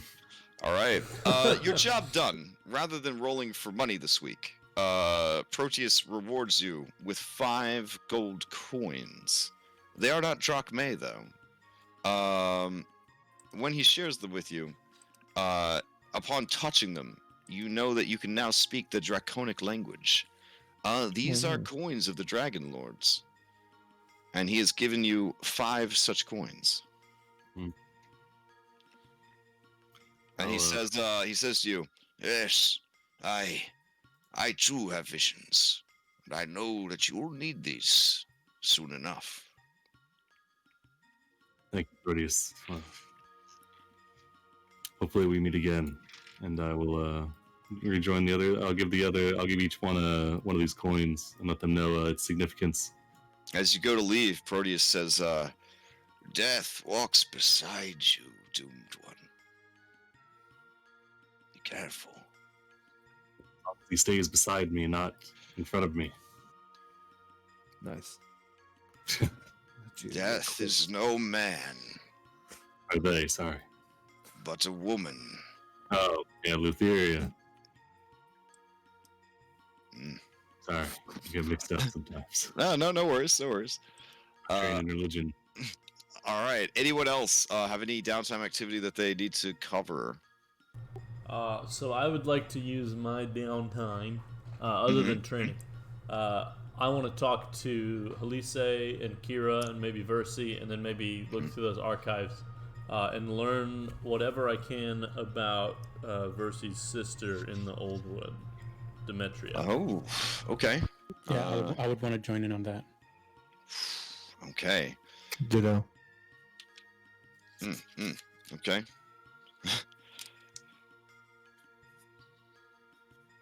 All right. So, during a afternoon, you guys are, strolling about the temple or the temple grounds, maybe bathing in a hot spring. I don't know. And you ask about Demetria. And you see that both Kyra and Versi look very, very sad when you bring up Demetria. And Demetria, her name carries a lot of weight, and Versi sort of kind of shuts down a little bit. And Kyra says, so Sidon, like any man in Thylea, he liked making those babies. So he made a bunch of babies. And some of those babies, no, this isn't going well at all. Versi and Demetria are sisters, but they are half sisters. They both share the same father, Sidon. But Demetria had another sister named Dianthus. The two of them were dryads, and their trees grew very close to each other. Dryads have trees, you see, and they use those trees to stay alive. They're like bonded with the trees, and they can't go too far away from the tree. They have to go back to the tree. Maya knows. For more information, see Maya. Not Maya because she's a dryad, because she's a Medusa, but she's a druid, and that's why she would know. So anyways... So would she be half-sister to Versi and then also half-sister to Dianthus? Well, no. Dianthus and Demetria are from the same mother. A nymph of no small amounts of power and renown, but who's, kind of lost to the annals of history, blah, blah, blah, blah. So because of that, Dianthus and Demetria were very close. They were the world to each other. Like real sisters probably are, that don't fight all the time because they're so different, These two were like best friends. So there were these Dragonlords, right? And they needed a boat so that they could go to beat up Sidon. So their Wizrobe had this really great idea that they could build a boat out of Sidon's flesh and blood. So they went to the Old Wood and they sort of killed Dianthus and chopped down her sacred heart oak. And they used that wood to build the mast and frame of their great warship, the Ultros, which, because it was forged of Sidon's own flesh and blood, proved to be resilient to his many attempts to sink it. Ah, okay, all right. The problem, of course, is they sort of killed this woman, and right in front of Demetria, and Demetria fled the battlefield, and for a long time, over 500 years, I guess, has been sort of nursing this incredible revenge fantasy against the settlers and any who ally themselves with the Dragonlords. So she is a being consumed of hate. Consumed by hate, something like that. And you see Versi kind of look over at all of you, and she says, do not hate her for the monster that she has become. She has, over the centuries, collected a great deal of secrets. She is able to trade stories. That is one of her gifts. She can take a story, and when she does, she controls who knows the story and who can tell it. She has made a career, I suppose, of buying and selling stories.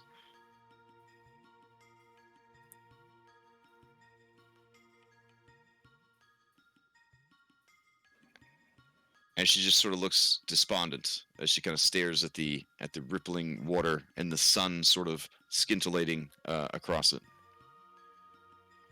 Seems she has a great reason to be angry.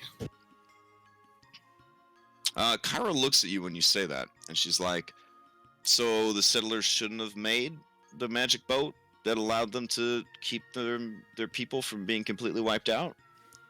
They should have found another way. Did you say who exactly it was that, like, which of the Dragonlords that did this? Do they know that? Or... When you ask that question, Kyra makes a face momentarily of someone who looks like they're trying not to vomit. Oh. But it's the fastest thing. It's there and gone. And then Versi says, one of the greatest of all the Dragonlords, namesake of the city you soon travel to, Esther Arkelander. I was going to say Kevin, but okay. All right. Kevin was great, but not one of the greatest of the Dragonlords. Okay. Okay, Esther Arkelander. Okay. So Old Flame. Kyra, Old Flame, you Old Flame, how fucking old do you think I am? You said you've been a bard for hundreds and hundreds of years. I remember it like it was less than 30 days ago. First of all, that would be impossible because I'm like, 20? I think we established this, like 22, 26? How old were you, Elise? I asked you, you said a number, and I said that to me. 24. There we go, we're both 24. Note to self, Kyra and Estor may have been a thing. Okay. Note to When self, you Kyra say is that, you full of feel shit. a tremendous pressure in the back of your head.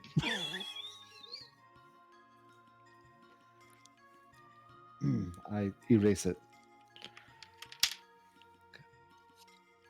Versi kind of coughs and says, well, now you know that the great hero Esther was capable of such a deed.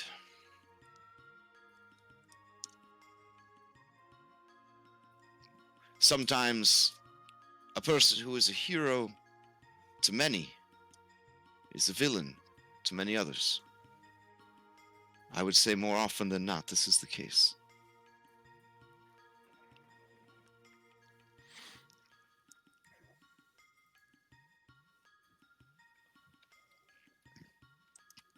Kyra says, so in other news, it occurs to me that your gut instincts that you would be journeying together was correct. Amazing. Wow. So I since still you're all gonna deny be that you didn't since you're all just tell traveling us that. together. Well, I don't know what you're getting up to, Andronicos, but I mean, you might as well just hang out with everybody else. You guys considered like an oath of fellowship? I know oaths are a scary thing, but I have assisted in my 24 years of life. I have helped others with their marketing strategies. As she says she's helped others, I want to chime in and says, Kyra, I remember you asked Versi about would this be better this time? What did you mean by that? Oh yeah, Versi kind of splashes a bit with her feet in the nearby pond. It says, "Oh, she was asking about she was asking about the Arisian boys." Inside check. And Kyra says, exactly, which is what segues us. You could do a blind insight check if you like, which segues us into this lovely presentation I'm about to give. So, you're heroes. You're out in the field. You're making it happen. This guy over here, Oren, he's working hard, burning that midnight oil. He's always out there making gains. And then you got Julian, who just, gets massages. That doesn't seem right, right? Some of you are working hard behind the scenes. You deserve credit too. So, that's where the Oath of Fellowship comes in. If you guys swear an Oath of Fellowship, you're telling not just the world, not just each other, you're telling the universe, these are my bros and sis, right? You're saying, like, I die for these people, and these people die for me. We stand united against all odds. We serve one purpose, one goal, unified. There's power behind that. The most powerful thing is each of you represents each of the others. When one of you does something great, all of you does something great.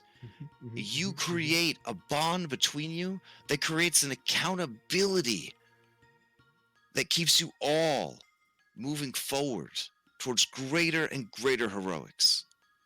Your destinies, already so heavy with potential, now strapped together into one giant fighting robot. Sorry, a robot? And Sivo forms the head. What's a robot? Oh, it's like a golem. It's like a cooler. It's a cooler word for golem. Yeah. Okay. Oh, that makes perfect sense. Mm-hmm. I would be agreeable to this fellowship if the others are. I think it would be a good show to unite the heroes of the Heartland under a single creed. Are we married to the name? I can't say I'm particularly fond. So I'm gonna give you these forms. There you go. And we're gonna take a quick break. What language are those? What language was that? Oh, whoops. What are you talking about? What language is that? That whatever's posted in chat is in another language than common. Oh, my bad. Hold on. Let's see. Whoa, this one. I made the mistake too earlier. Let's see. I mean, obviously, I only speak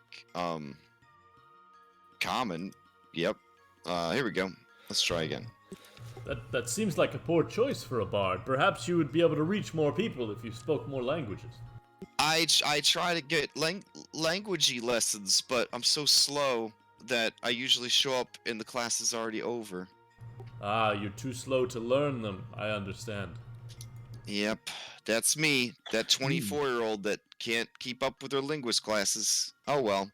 All right. So yeah, these forms here, you just put like something like, I am, your name, and I swear upon my life and my honor that I will uphold the oaths of fellowship with the warriors who stand by my side.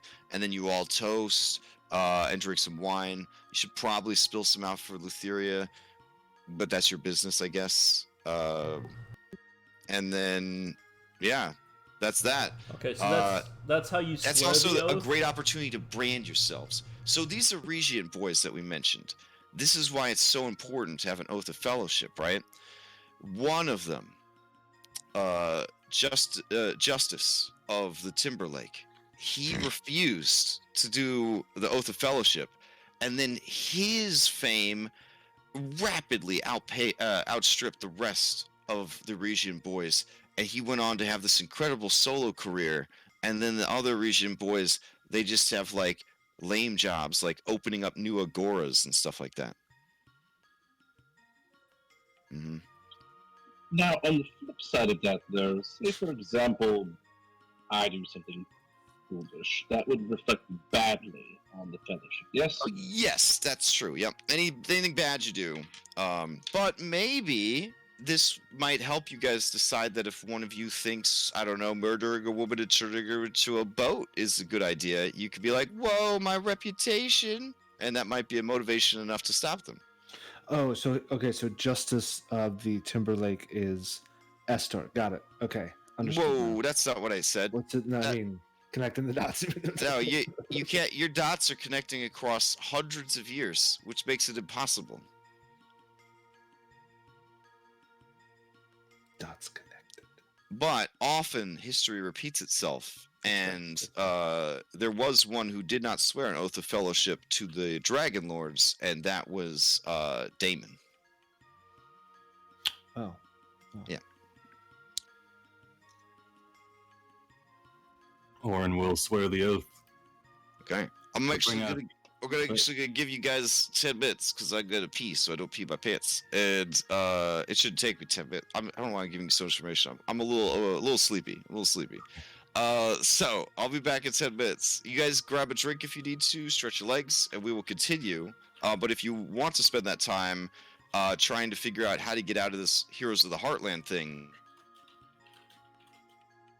all you gotta do is suggest a more baller name than that, and then Kyra, the Bard, will help you spread that name far and wide. All right.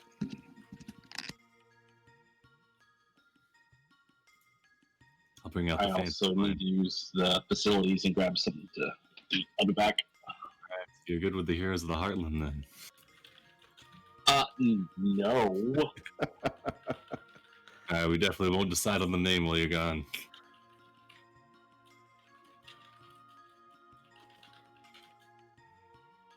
How about Andronicus and the Fishes? How about Andronicus in the school. How about the Heroes and the Julian? How about the Heroes of Thylea? That's pretty presumptuous. I don't know. Yeah, I think he has a I problem. mean, With, not yet. I think he has a problem with the Heroes part of it, not the Heartlands part of it.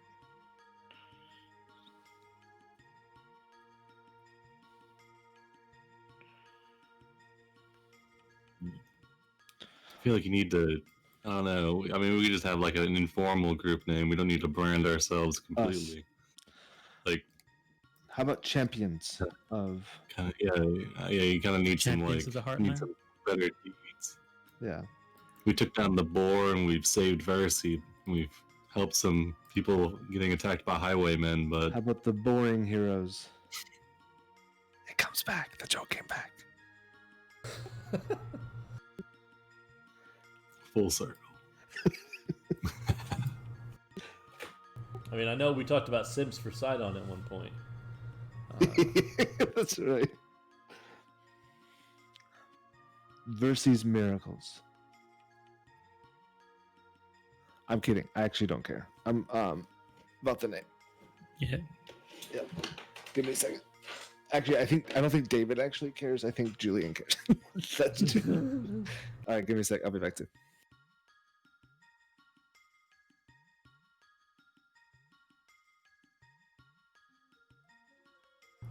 I mean, I like Heroes of the Heartland, but I feel like we'll just outgrow it. Since the Heartland is just this one area.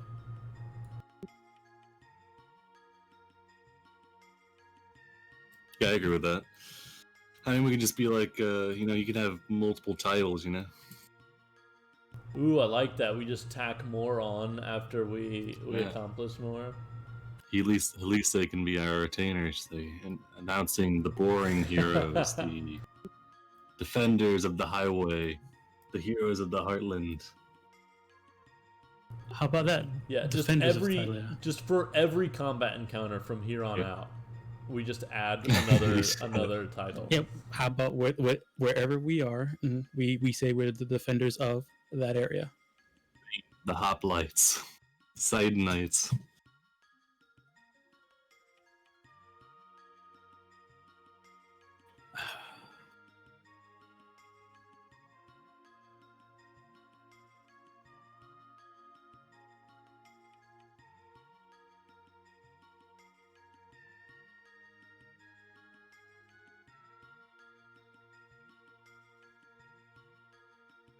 Also, I just realized I have two wounds and 3 notches on my armor. Nice. Yeah, I forgot to mention that I was gonna have my armor probably fixed by somebody here if they could. Yeah, I need to get it fixed as well. Actually, now that I think about it now, I only get a plus, because it's the letter, I only get a +2. If I have 3 notches, what is that? You're Does it explode? basically no, you're at base AC, right? Like you're unarmored essentially. Okay. I think that it does destroy it at some point, but I don't know where that is. I don't know if that's at 0 or whatever. Because I know if a weapon gets down to when it only does 1 damage, if it breaks, it gets another notch. After that, it breaks. Yeah.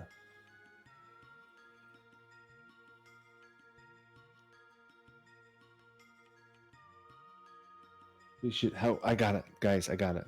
It's better than the first time. That's our name.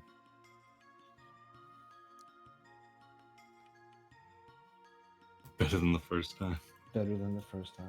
Heroes at a cost. Heroes at, and then it's Heroes like, at a cost. But I like that. Halise has to always be like, but it feels like the first time. It feels like the very first time. Like she has to sing that all the time. That's her goal. Elise or Kira? No, Halise. Kira, we don't know if she'll be with us the rest of the way. Well, if she dies, we just have to find someone else to sing. Yeah, Then. that's true. That's true. Although I'm pretty sure that the one time we had Kira actually perform for us, it was like real bad. We got psychic damage. Yeah. Yeah. I really like Heroes with a Cost, but it feels a little meta. What are we? Are we I kind of like it Fable too. or some shit? Are we little bit slow hand was Golden Gabe? Yeah. Wait, Yeah, if yeah. you don't like Heroes of the Heartland, maybe we can do Heartland Heroes. The issue, I don't objectively heroic. The issue is of the Heartland. It's, Oh, really? yeah. Oh, the Yeah, Heroes of 'cause we're just Thylea. gonna. I feel like we'll outgrow it. And That's it that's ties too us much. like regionally. Oh, Subtle, it can't be on the nose, and we're not a boy band. The So- prophecy's chosen. yeah. Let me tell you about the story about the Sword Saints of Phandalin, who did not stay in Phandalin. Well, you just dropped the Phandalin. I do really like The Heroes pro- with a Cost though. Hey, I least- like Heroes at a cost. Heroes And, at a cost. Yeah, Heroes at a cost. And That sounds like we're if not, maybe- mercenary bands. Like, we'll save you, but it's going to cost you something. or cost us something. Heroes that a cost. Then we're fucking banned. So I was looking Either at that at the player document for Odyssey of the Dragonlords, and there's an oath of protection, an oath of peace, and an oath of service, but there's not like an oath of fellowship. Is there more spelled out for what oath of fellowship means somewhere, or is that just? So I believe this is not SIVO, obviously. I believe that this is just the way for the game to give us a charter.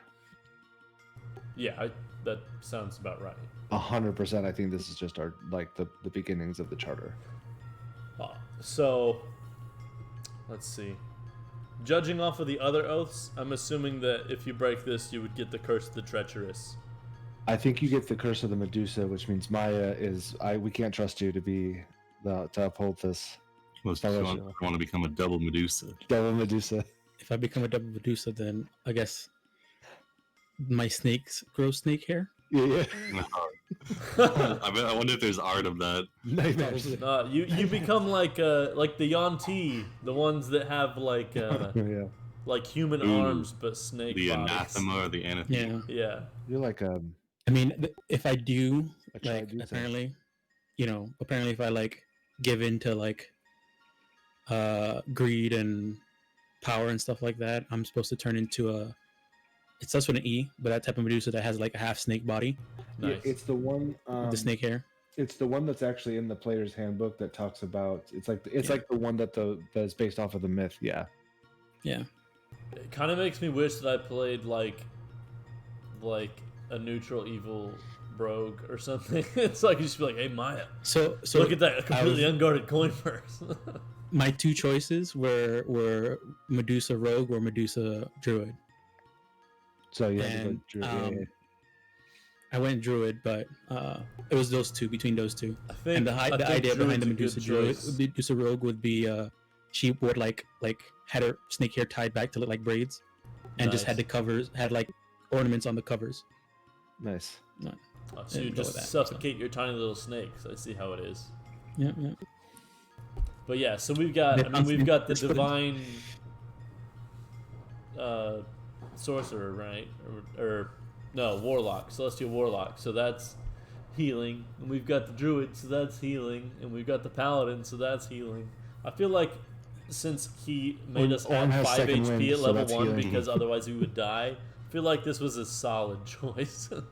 Yeah. Well, I mean, and even Julian is basically a healing he has- sorcerer. Yeah, Yeah. he has healing. Okay, too. so he's similar to Divine Soul then? I think so. Yeah. I haven't really looked up the demigod one.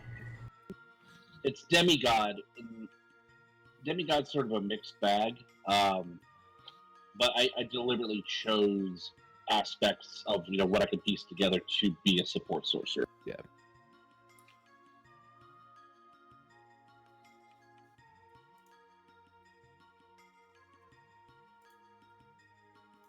Okay, I'm back. Welcome back. There we go. Oh, hold on. I thought I had your dragon set up properly. Did we decide on heroes at a cost, or are we still debating? How about Heroes of the Prophecy? That I like. Okay. I'm down for that. Versus Heroes of the Prophecy. I like that. That's good. All right. E for short. Why is he coming in so tiny? All right. Because he hold on. is tiny. He's just a It's a baby fucking dragon. pseudo dragon. Yeah, but there's a cooler way to do it. Let's see. Oh, here we go. We'll do this. Oh, did you get? Did Sibo get familiar? Technically, yes. Technically, yes. Okay, and then we'll do an upgrade here on Sophia. Hold on. Oh wait, did they not know that? Sorry. No, that's fine. I Okay. had told David. Okay. Oh, see, David, have you talked to your friend who you've been traveling with about who taught you the magics and stuff, or is that kind of a, does that not come up yet? That was not come up. Okay, fair enough. And, Okay, and I would not have even inquired because I have no idea where mine's coming from. fair enough. Okay, it's very polite of you guys. It's magic, but don't talk about it. Yeah. Like, oh, just everybody here can do this. I'm curious why Andronicus and Orin are just like over there just hitting things. How do they do it? Andronicus has been doing it. touch you in a way that That's true. elevates you. I mean, It's quite inspiring. the amount of beatings that Orin took during that fight, he must be magical. That's true. Agreed. All right, and then I think Sophia 2.0 is good to go. Oh yeah. There she is. All right. So pretty. Oh man, so cute. Boy, look at Iron that. Sophia. All right. Look at Uh, that dragon. That's the Marvel Cinematic Universe version of Sophia. So Hey. yeah. That's right. Damn, what an upgrade. All right. I think we're ready to proceed then. So, go ahead and swear your oaths aloud in character, Oh, so that we know what's going on here. Wait, what did all the All right. something weird happen? So we just going with the basic one, and then should we add in Heroes of the Prophecy? Yes, versus Heroes of the Prophecy. Yep. Just in that heroes of the prophecy, I think. Is We don't want to get into Khaleesi. Oh, too. you're right. You're right. It's implied. Okay, no problem. All right, I'll say, I am Orin of Mitros. Kyra raises his finger. She's like, "You gotta go Heroes of the Prophecy, not just Heroes of Prophecy." Ooh. Ooh. It That's what she- abbreviates better, Get hop. You know what I'm saying? It's hop time. Hop It's lights. hop time. Absolutely. And Yeah. open our own brand. What- of These breakfast. boots were made what for are hopping. your fanboys and girls called? They're called hop lights. Lights. Yeah. You see? Oh wow, wow. Yeah. Branding. Fine. Mm. Heroes Okay. of Prophecy. Okay. Yeah, she seems pretty satisfied with the work she's done here today. So, All right, I'll say, I am Orin of Mitros, and I swear upon my life and my honor that I will uphold the oath of fellowship with the Heroes of Prophecy who stand at my side. I am Sibo of the Shepherd, and I swear upon my life and my honor that I will uphold the oath of fellowship with the Heroes of Prophecy who stand at my side.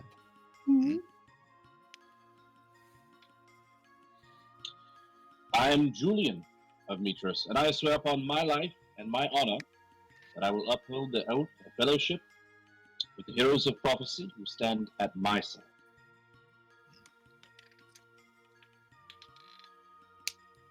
I am Maya of the Old Wood, and I swear upon my life and my honor that I will uphold the oath of fellowship with the heroes of prophecy who stand at my side.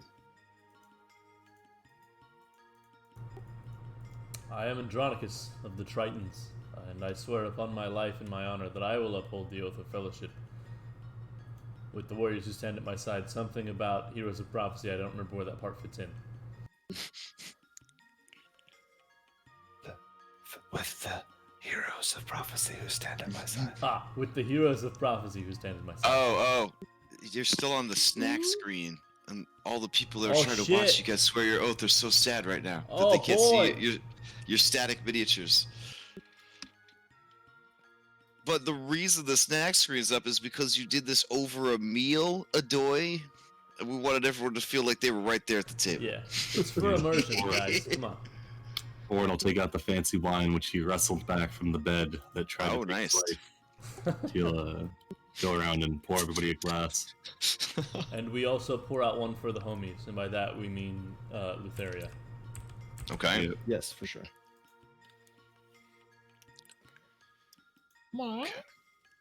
Kyra is watching you guys, and she's watching you in the way that, like, a person who ships two fantasy characters is hoping they're gonna kiss. You know, like she has this avid, wide-eyed stare as she watches you guys swear I this lean oath. in towards Orin, and then I just he had a little bit of wine on his beard, and I just get out of the way. She smiles broadly and says, well, now that you're an official band of heroes, I would like to put in my application to be your party bard. You want to be a hoplite? Sure. He wants to be the founding I'll be the hoplite. OG. I'll be the OG hoplite. There will be no hoplite that's more into hop than this chick right here. We do This need our red 26-year-old lady. No, 24-year-old lady. tunic. 124. At least. So does that mean that Andronicus fanboys and fangirls get to be called Andronicusers? Oh, Nice. yeah. She takes out her notebook and she That writes that seems shit. good. She writes that shit down. Yeah. We could Of course, if call we apply that to Maya's Elpis. fans Mayans, but I feel like that's cultural appropriation, and I don't have time to explain why. So If Mine we is- apply that same to no, Elpis, why they not the would be Deucers? Elpisers. the Deucers. Oh, because Medusa. Yeah. Sibo. Yeah. I have to tell you something about the word deuce. Oh, what is it? You learn that in some cultures, a deuce is a shit. Oh man, Yeah. I'm sorry. I made such a boner, guys. I made such a boner. Hmm. You are not from this land, I can see. It's all right, small one. We all have that problem at times. Sometimes I make big boners, but often they're just little boners. So I'll try to watch She, that. Kyra pulls you aside again and explains to you that for some people, boner means penis. Yeah. I got another one, but I'll just hold on. We can move on. Okay.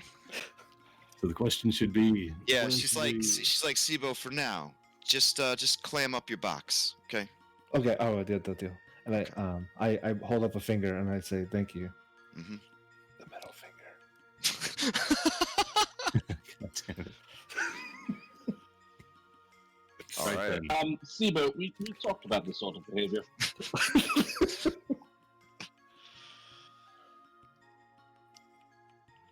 All right. Well, now that you guys are big shot heroes of prophecy, I don't know who the heroes of the Heartland are. What's your next move? Where are we headed? So one thing I wanted to mention that I forgot to was one, I would sit down in the week that we did our rest, and I would 100% talk to Maya about this new information and ask questions that I probably had not ever had the opportunity to ask about Medusa. It would be super awkward and completely just weird, but he would just ask 1,000 questions. Mm. Also, I have armor. Yeah. She would probably like ask the same questions you're asking. No, Just to write back after he asks them. yeah. But your hair, like, how did you get your hair that way? How do you get your hair She would that say she doesn't know. She's wondering the same thing. Oh, I see here that you asked, where do I come from? Got you. It does bring up a good question, Sibo. Does the Medusa come from an egg? Question mark. Or does the egg come first? Deep thoughts. Or My when snake- a baby my snake likes to Medusa eat- is eat born, eggs. Oh. are the hair snakes in eggs, and do they have to break out? Ooh, that's I don't good. know. If I ever have children, I'll let you know. Sibo takes down notes for later to have questions. Do Tritons come from eggs? Oh, that is a good question. I Hmm. do not know. I have a son. I should know this. If you're cold-blooded, I would assume it would be an egg. I feel like Tritons aren't cold-blooded. There's some warm-blooded. Oh, yeah. are you like? Are we like? Are we mammals? Check and see. I mean, you guys can breathe underwater, or you hold your breath for a very, very long time. I think you hold it, right? I don't know. You don't I have a mean, blowhole, do you? I do. I hold up my hand. Because if it's breathing water, probably egg. If it's holding, probably well, not. another thing Okay, is, do we so have? Triton, excuse me, D&D Tritons are so underdeveloped compared to other races that there's no official ruling if they lay fish or have live young. So If you're warm, We're Decision. also, I mean, like, we're not even from the prime material. We're from the plane of water. mermaids have live young. All right, so I'm gonna assume that means Tritons probably. do. Gith Yankai and Gith Zerai have eggs. They lay eggs. What about Yeah. sea elves? They would have live young. I feel like we're really close to sea elves and mer people, so that's probably the Yeah. same. Okay. Okay. That checks out. But would I have had the means to fix my armor during the week? During this week, across all of you guys, do you guys have the repair skills that you need? Because I'm sure there's somebody that works for the temple that would be in charge of repairing stuff like that. They could probably take a shot at basic Yeah. armor. So, Yeah. I have So that. to that end, if there was a repair kit that I could use, I would bullshit that because of Julian being the gifted one, Mhm. and the fact that he grew up in his father's cobbler shop, and he would be familiar with, leatherworking in general. He could, apply what he learned and kind of assess the armor, and I would argue that he could be proficient in fixing it just because of who he is. Isn't Mm. Orin already able to fix stuff? I would say that he could definitely fix shoes for sure. Plus, you have mending, so anything that doesn't have to worry about notches, you've got that knocked out, no problem. Yeah. But I mean, shoes are made of leather, and That's there's true, leather that's true. armor. Aren't Yeah, there cobbler's tools though? I mean, if you get hyper specific, I guess there's technically cobbler's Yes, tools. but I'm trying to bullshit here. Don't help the DM. Help the teammate. Mechanically, to remove notches, you would need the appropriate skill. But for basic everyday wear and tear supply, repairs and stuff, yeah, you can repair that kind of stuff, sure. Yeah. All right.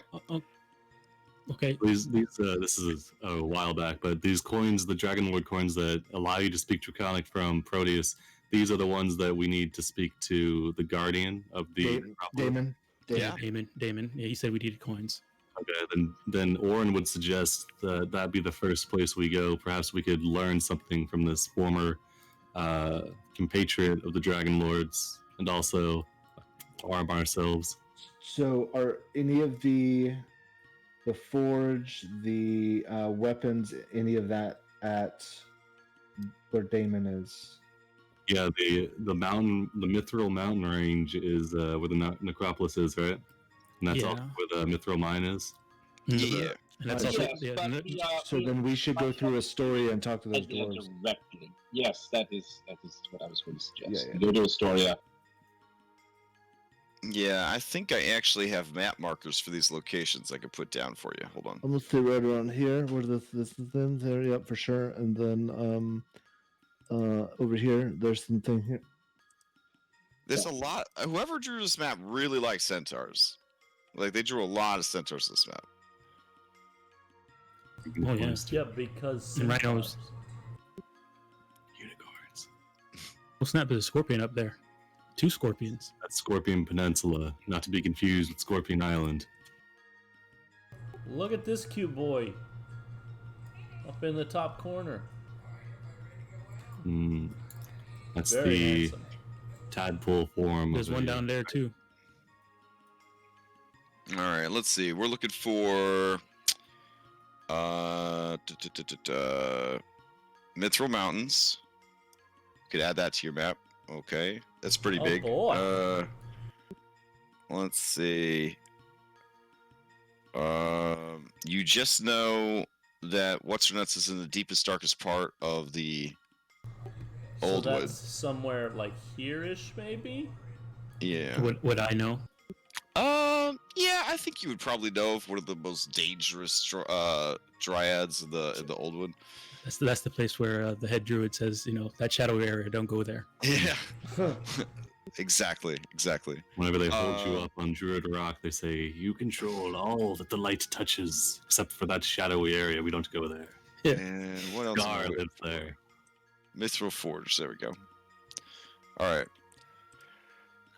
Let me throw these out. Let's see. Oh, get nice and small. There we go. So Mithril Mountains is like there-ish. Yeah, that sounds good. And let's see. The Mithril Forge is... I probably have to make this smaller. Let's see.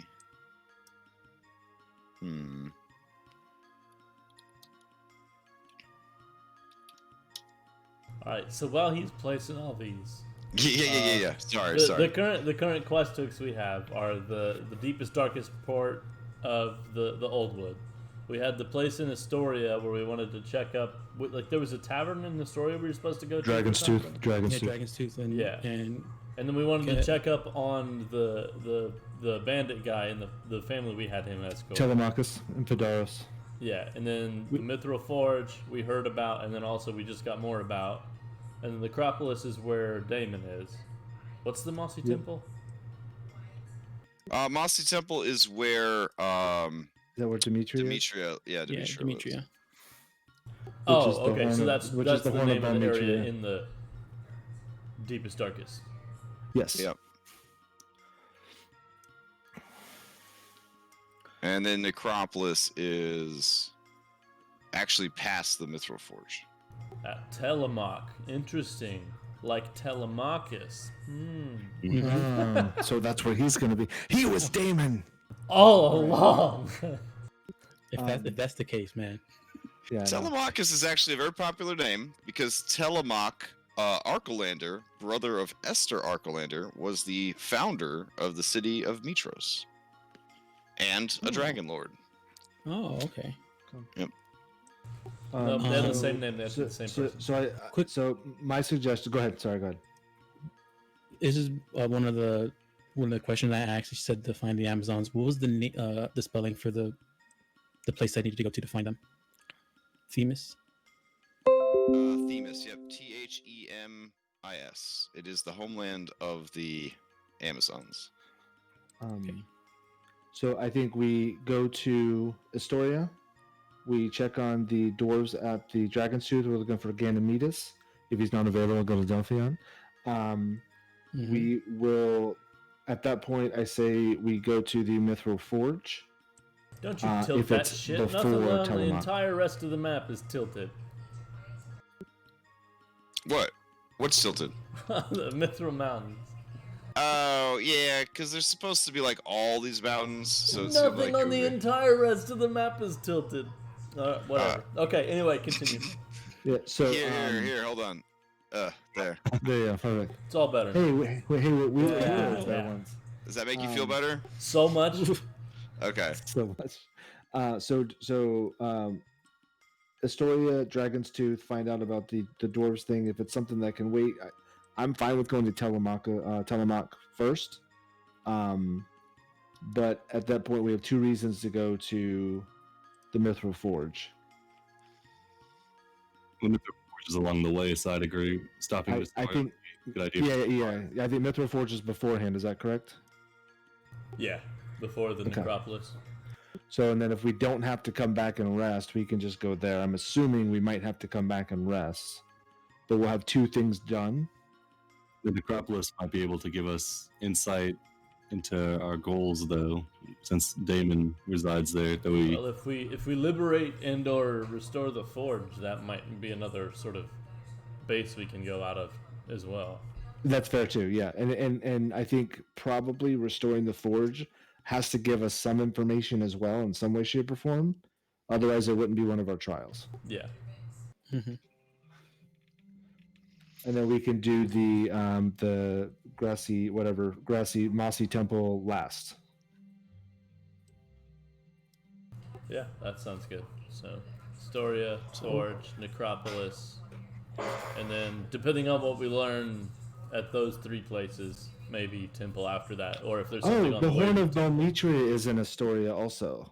Yeah, it's supposed to be. It's in what did you call it? it's Oh, like the unsafe. shrine of the five gods. Is it So we have Shrine of the five gods, shrine of the Dragonlords. Okay, so we could knock one out before we go to the second one out at the Mithril Mountains. Chill out, have a convo with Damon, and then come back. I mean, this is going to be like a weekend getaway.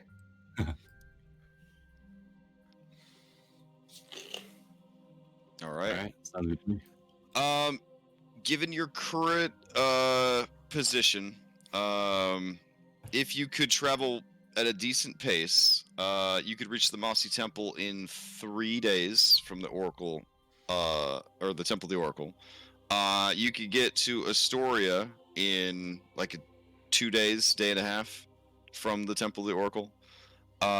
You could, from Astoria, reach the Mithril Forge, or the ruins thereof, in about 2 days, and the Necropolis in about 3 days. Okay. Okay, to kind of just give you an idea of the general lay of the land there. It is a very rocky and hilly country. If you have not played Assassin's Creed Odyssey, unless you spend $8 to get a winged horse so that it doesn't take fall damage, you're gonna kill a lot of horses. Let me tell you, it's a rocky ass place. So, there are roads, but the roads are meandering. So because it was easier to meander than to try to blast through mountains and stuff. Okay. So, on the 7th day of your downtime, as you are preparing to leave, wait. Did you give us what? our 3 rumors? Your 3 rumors. I'm all about that shit. What? What are you talking about? You're all about rumors? Yeah. Okay. It says in the long rest document that when we take a long rest, we get to learn 3 rumors. Okay. All right. Let me see what I got. Hold on. Rumor number 1: Andronicus loves rumors. All right. It's a true one. All You right, don't have to use your secondary activity to track down the veracity of that rumor, because I will tell you right now, it's true. Okay. Let's see what I got here. All right. Goatlings have been seen in the farmlands surrounding Astoria. They, despite the defeat of the boar, that was a Heartlands problem. This is an Astoria problem. They are constantly stealing things and vandalizing, and at one point, a group of them did set fire to some crops. So there are goatling saboteurs operating on the outskirts of Astoria. All right, so we just send Orin after them, because that's what fixed the goatling problem last time. Yeah, as soon as Orin hears this rumor, eyes narrow. In the short folk settlement of Woodhike, they have reported that they are being constantly shaken down by monster-aligned bandits from the Southern Heartlands. Those sting. The Burning Sting. Burning sting. They have petitioned aid from Astoria, but Astoria is immersed in its own troubles, as it is currently occupied by the Order of Sidon.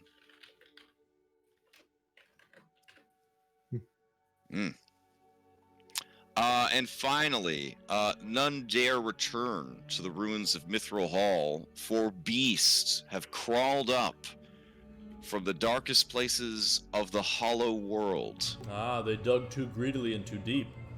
And taken ownership of the dwarves' great fortress. That's an oos. Did they happen to say what kind of beasts are rumored to be there?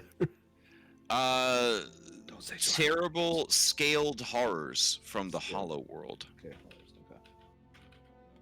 All right. Well, those are some nice Okay, rumors. so we're gonna reclaim Gauntlgrim.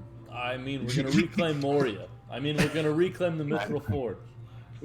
That's the one. All right. So those are your 3 rumors. Okay. Oh, I'm also supposed to include one that's not true. Some argue that Kyra the Bard might know Kira, the goddess of music, on a personal level.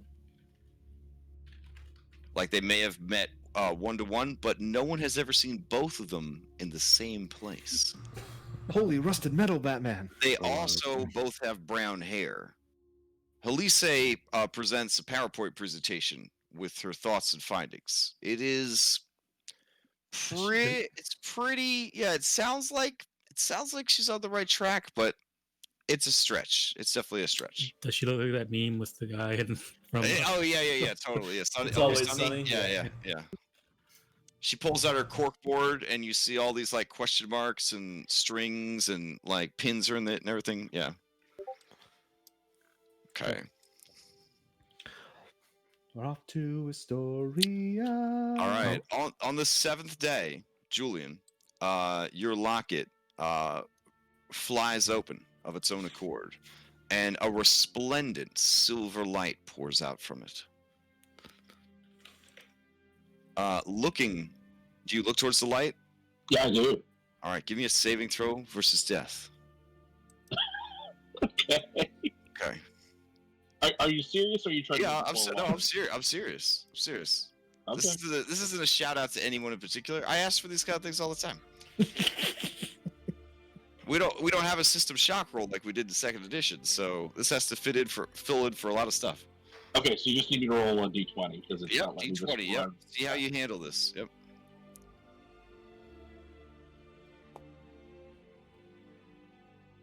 Oh, okay. You are shook a bit as you feel a pull on your own essence that fuels the opening of the locket. You worry that if you had rolled any lower, it might have drained you of some of your hit dice and/or caused some exhaustion. Looking inside the locket, you squint against the silver light, and you see the painting of a beautiful woman. Do I recognize this one? Do you show the picture to everyone, or should I only show it to you? Well, I'm assuming I'm off by myself, just sort of marveling at the locket. So I don't think I would show it initially. Okay. I'll just show it to you then. Let me see.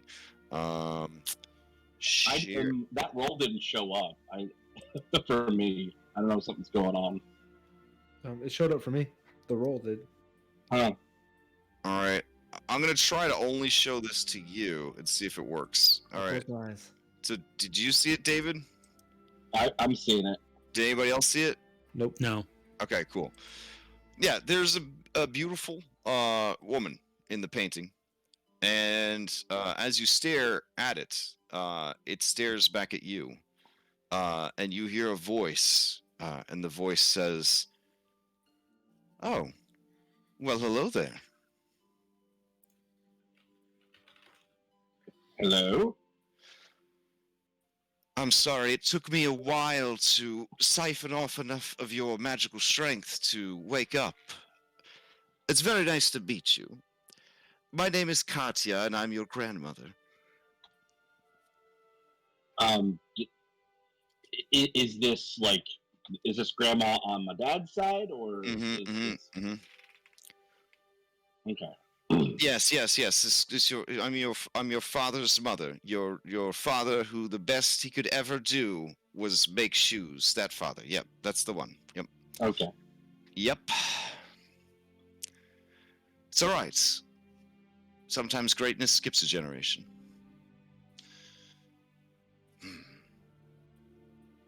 So, you're destined to re-establish the Dragonlords, and I'm here to help. Wonderful. I refused to pass on after I died. I knew that this day would come, so I am prepared to answer questions that you might have, and I don't know, maybe save your life. All I need from you is to just sort of keep me in the loop. So I don't really have any eyes, right? This is just a painting. I'm a disembodied spirit haunting this amulet. But very much I would like to see you succeed. I would very much like to succeed. This is something I've wanted since I was a boy. So you're prepared then to go and deliver the swift and definitive justice to Sidon that he deserves? Yes. Yes, I am. Then you're going to have to get in shape. Your magic is all over the place. Well, I wouldn't say it's all over the place. It's all over the place. It's not your fault. I blame your mother. Huh? My mother? Listen, I don't have much more time. I'm going to have to go dormant for a bit until I can siphon off more of your strength. In the meantime, if you come up with any questions to ask me, just write them down, and the next time I manifest, I'll answer them for you. Very well. Also, I don't know if this is going to affect your life choices, but I can see and hear everything. And you got a lot of massages of a sexual nature. You have to be careful because, well, you only have so much strength to give, and if you sire too many bastards, they will eventually come after you. Duly noted. It's a pro tip. I'd say you could, like, maybe not take me to the massage parlor next time, but then I won't be there to save your life. Well, to be fair, I didn't know that you were a magical. Oh, no, it's fine, it's my fine. grandmother would be watching Love, our blood burns passionately. Love as many as you like. Just know that there's consequences. Fair enough. I will certainly bear that in mind, and I will be more circumspect. As you say. Well, I'm off to rest and secretly siphon away your strength to bolster my own. When I next manifest, I expect at least 3 questions that I may provide you with answers to so that I can feel important. Certainly. I will have them ready. All right. And you see the silver light begin to fade from the locket.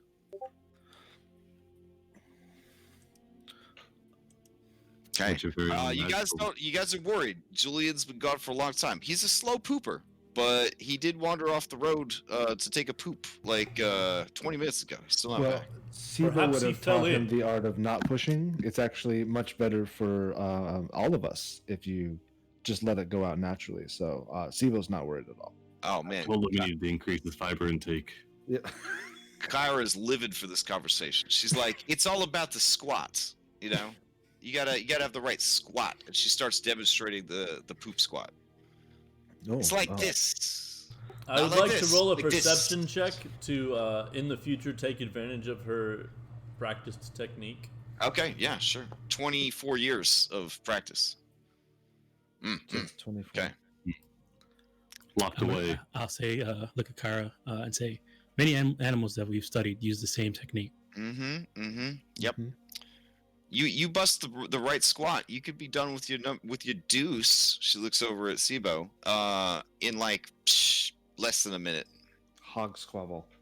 No, for real. Question: that blind insight that I rolled for asking Kyra. Yeah. About what happened with that? Everything that she said seemed to be true. All right. Yeah. We're also taking all the Sidonites with us, right? We remember that. Yeah, they gave you like a wheelbarrow. Okay. So you're like a Monty Python script. The same wheelbarrow I use for the goatlings. Yeah. Okay.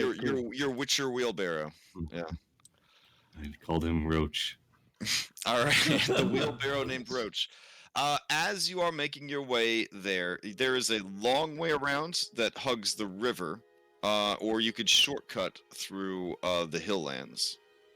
Wait, there's something nasty in the shortcut? Isn't there? Yeah, let's get ambushed by those bandits again. Crag cats, spiders, and griffins were all listed as things that could live in the highlands. We don't have any horses, so the griffins will probably steer clear, but the crag cats are bold this time of year.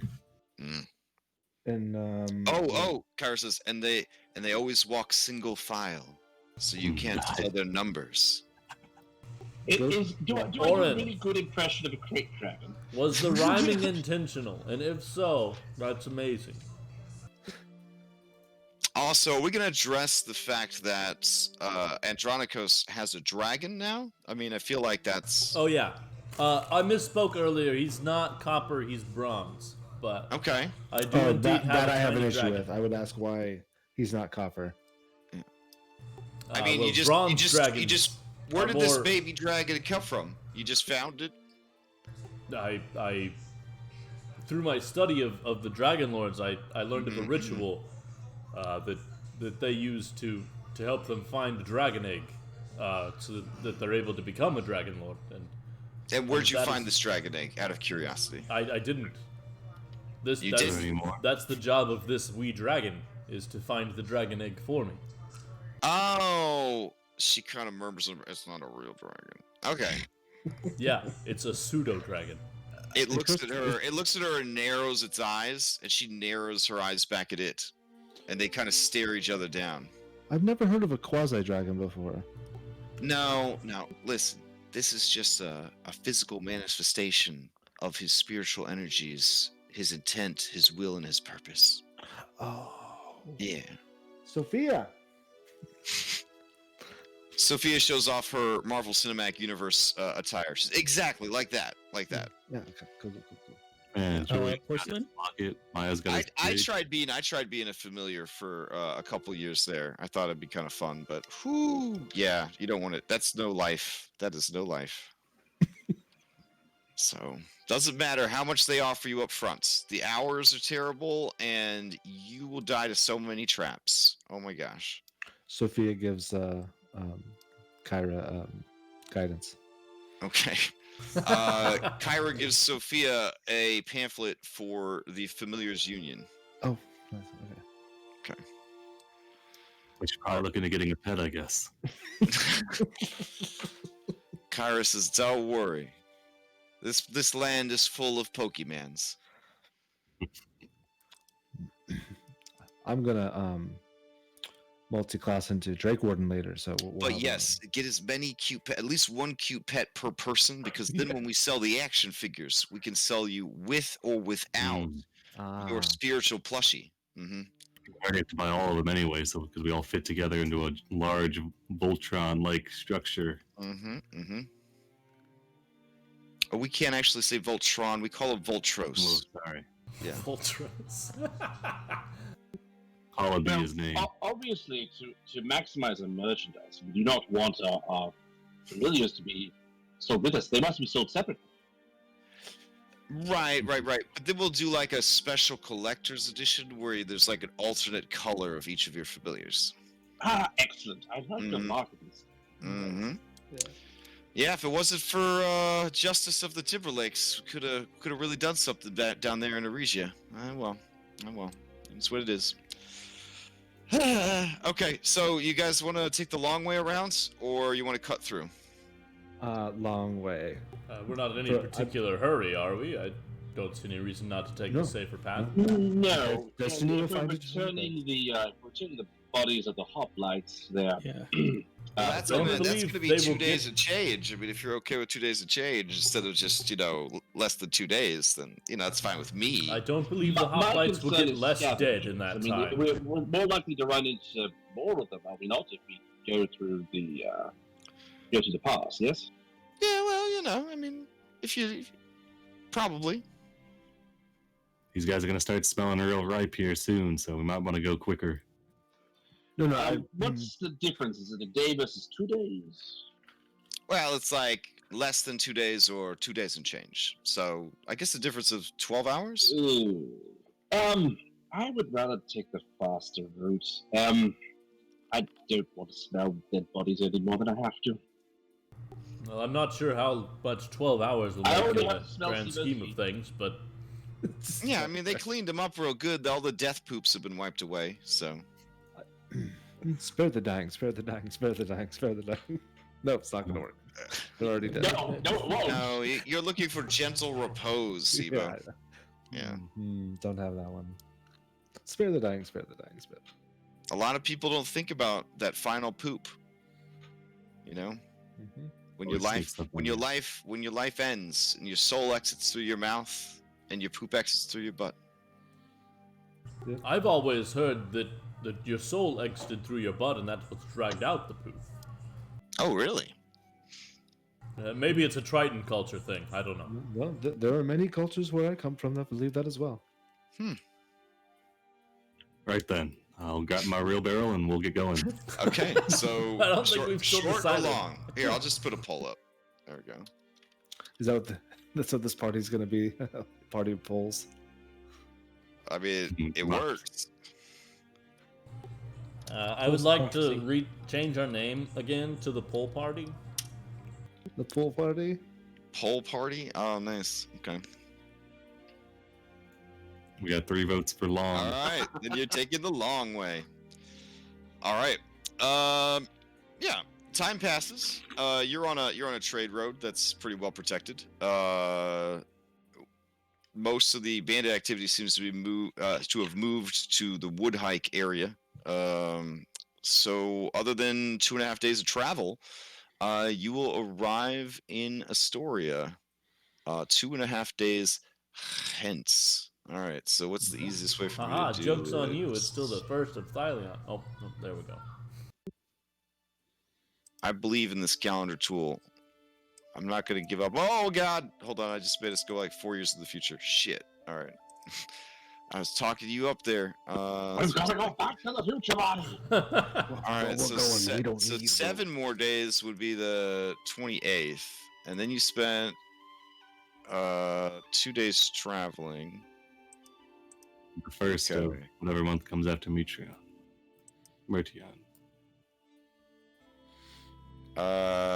You would actually be in. Yeah. Okay. You'd be on the first day of Volkion. All right. Cool. I've got this calendar figured out, sort of. All right, and then it would probably be about noon when you showed up. So, 1, 2, 3, 4. There we go. Perfect. Let's see. What's the weather like today in Mediterranean Greece? Scattered clouds, but mostly clear today. Nice. 52 degrees Fahrenheit. All right. I have a map for this city. Well, let me activate it. Let's see. Toggle navigation. Good. And then we'll make it a player map so you guys can go there when you want to. There we go. All right. And then we'll go ahead and activate it.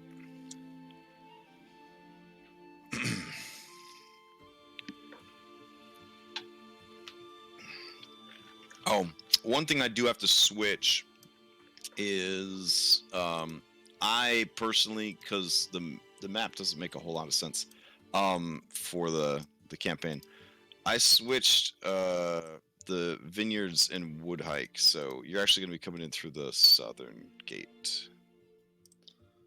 There we go. And you said you want us to pull our own out? Yeah, you can pull your own out anywhere on this map. You'll show up. Okay. Yep. All right. I just didn't want to double No, it for up. sure, for sure. Good.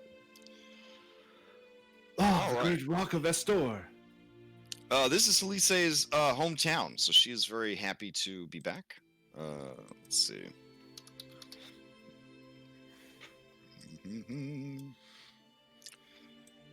And party bard. Okay, there you go. As you arrive in the town, Kyra says, I have some business I have to attend to in town. So I will catch up with you guys later. Oh, is Oh this my, sexy centaur are you from here? Is it your brother Peter? What? Your brother, you told us about your brother Peter like a couple weeks Peter, ago. right. Yeah. Yeah. So, sure, I have to go see Peter to make sure he's doing okay. And I have a dentist appointment. So, Okay. okay. And she slowly begins to walk away into the crowd.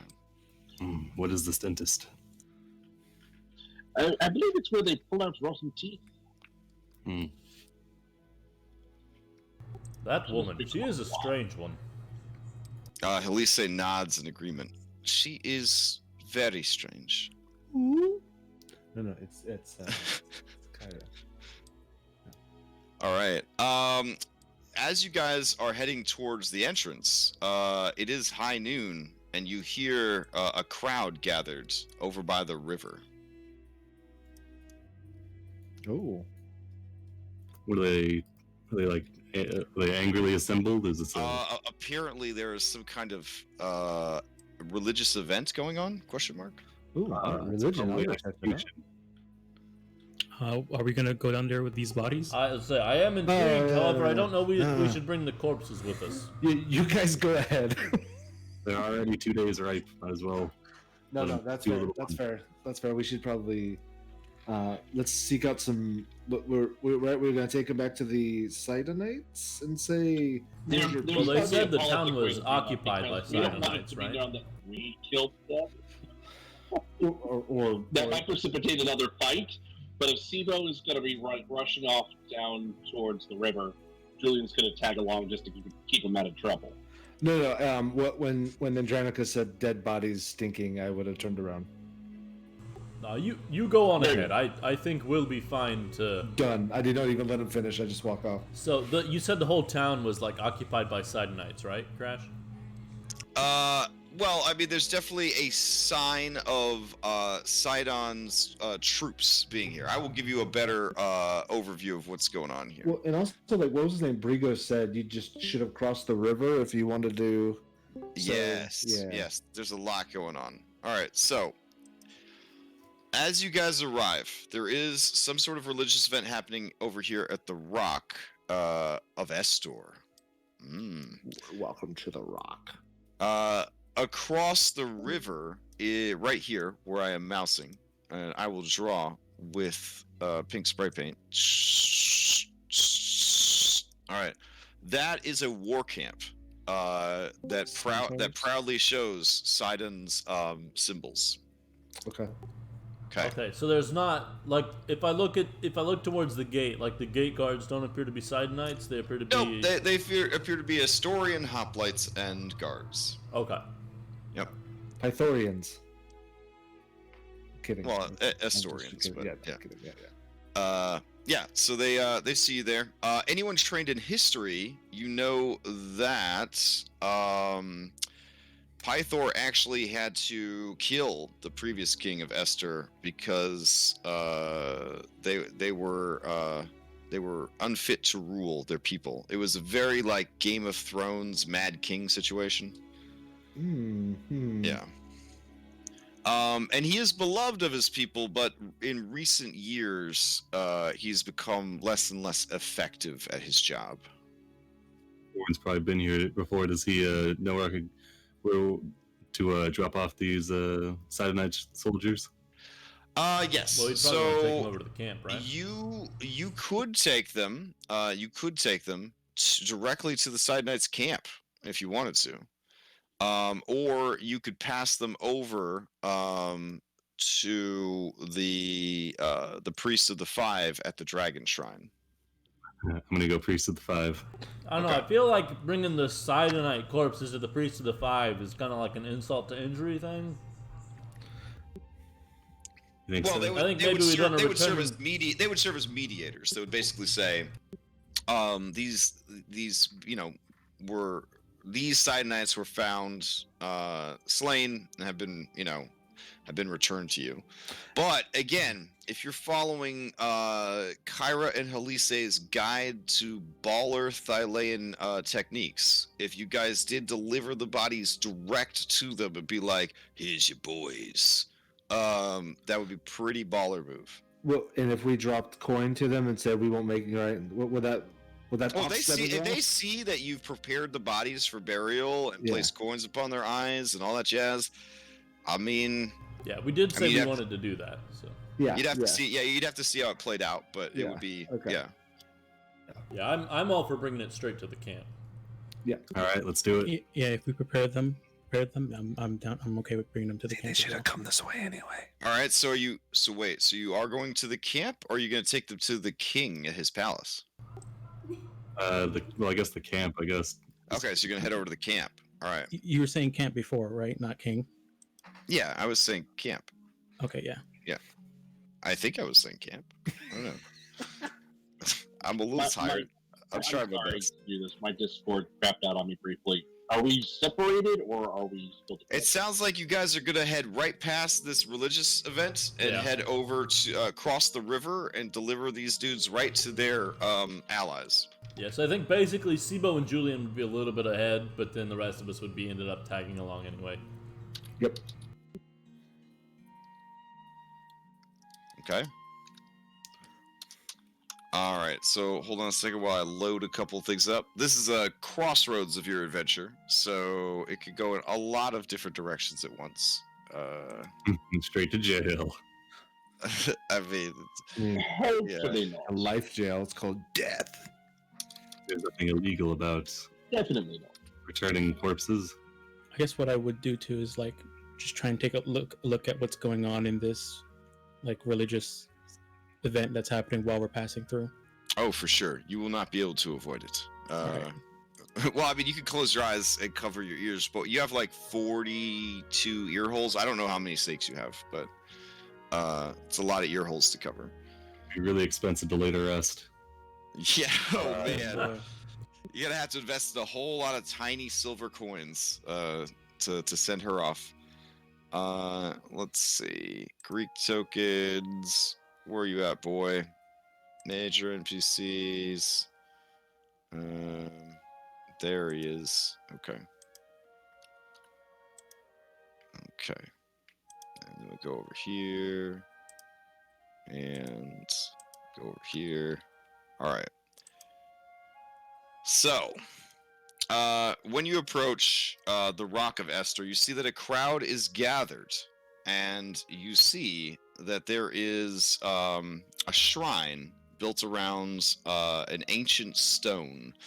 The stone is maybe 20-25 feet across. So what you're seeing here from the aerial view is the whole building, is what's going on there. I guess I could take you over to the map, but I didn't populate it, so you would just be, it'd be like viewing an empty house. I don't know. I'll drag you over there anyways. Okay. This is our open house. Yeah. This is what it looks like if we were having a sacrifice today. Here we go. Alright. Can you see? Yep. Yeah. Alright. Alright. So one of those adorable oxen is laid out here. And they're being tended to by several priests. And there's a big crowd of people. In order to not crash all of our foundries, I won't start just dragging out a whole crowd of people. But essentially, you would push through the crowd and see that there are priests over here. They are priests of Sidon, and there are Sidonite soldiers nearby as well. I mean, I could populate this if you want to break up this ritual and save this cow's life, but you could also ask anybody in the crowd what is going on and get a pretty good sense of what's going on here. I sacrifices send are normal, Elvis so- over to cast Correct. Shield of Faith on the oxen. No, not really. Let's see. We'll start filling this up with some people for you, in case you would. All right. Maya, look away. The poor animal. Yes, She's a the circle of circle of sacrifice. sacrifice druid is going to be Yeah, traumatized. Are they- How could this happen? Sacrifices? No. All right. So yeah, the townspeople are watching, and they seem very somber. But some of them secretly, in their heart of hearts, seem very excited. Everybody likes the good old cow sacrifice. Do we say see Pedaros and his family there, since they probably delivered those oxen? Yes, that is exactly what you see. But no, this is one of the cows that you rescued, actually. Right. And does Maya have porcelain with her, or I would assume so. Yeah. are you covering yourself in the eyes? Yeah, so you would actually see kind of scattered amongst the crowd. Yeah, you would see your buddy, his family. They managed to get here alive. When they see you, they cry out, "Heroes of the Heartland? No, wait, that doesn't sound right." Then this little boy rolls his eyes like, "Come on, Dad, get with the times." And he's like, "Pater, you heard the bard's new song? Hop, hop, hop! It's Heroes of the Prophecy." And then the mother says, "There was no the. It was just Heroes of Prophecy. That's why she said hop, hop, hop." And then she does like a little bunny hop to the left, and a little bunny hop to the right. And the man just shakes his head and he says, I do not have time for all of these silly games that they play. But I am so happy that they are alive and that we are alive and that we were able to get the sacrifice here in time. You did well. Telemachus didn't give you any trouble. No, he was quite helpful. Quite helpful indeed. Do you know if he is still in town? I would assume. The wife kind of says, yes, he said he had business here in town. He was going to go to the king and demand an audience. Oh shit. Okay. Yeah, and then the boy's like, yes, he's planning to become a hero like you. Okay. Well, Or and I stand corrected. Apparently, we had a positive impact on him. All right. The priestesses of Sidon kind of back away, and the crowd waits with bated breath. Soon, you see shapes slithering through the water of the river. They are massive, multi-legged serpents. Okay. Do I recognize what that is? Can we Do procure you them have from here? trading in animal handling? Do not. Okay. Would training in nature help? Those are darker dungeons. Yeah, not as much. Not as much. You can give me a blind wisdom check, druid, because you'd probably All right. know what these are. Could I BS a history due to sacrifices in this Oh, area? okay, sure, yeah. I Or- repeat or a can song I use that religion I learned in for- my head that Sure. I will teaches you take about- religion or history. about Alright. local wildlife. So I'm gonna do a performance check to see if I can remember what they are. Okay, sure. You can roll that performance check. All right, Sibo and Maya, you know that part of the Oath of Peace was that the Titans would continue to receive their due. Yep. Astoria and Mitros and every settlement in Thylea is required to offer daily sacrifices to appease the Titans. That is part of the Oath of Oh, Peace. the economics is that's like a breath a week, and that is why So- that is why they do not use human sacrifices. They use animals, but it is very, very expensive. It is Yeah. very expensive. Yeah. Okay. So this is the way settlers sacrifice daily. Yeah. So they have this stone that in ancient times, Esther may have sacrificed, prisoners of war here and executed people here, but now they use it to sacrifice to Sidon. Technically, Lutheria gets her dues by everyone having sex, making bad life decisions, and pouring out a 40 ounce when they go to drink alcohol. Julian, I didn't know that you. Yeah, she is a lot easier to keep happy, apparently. And more fun.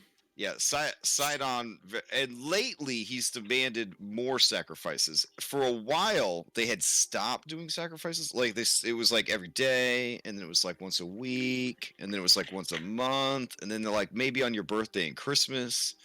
But within the past year, he has made very clear that he will receive a sacrifice daily as per the original terms and agreements Okay. of the Pact of Peace, and he has sent his followers here to ensure that those sacrifices are happening.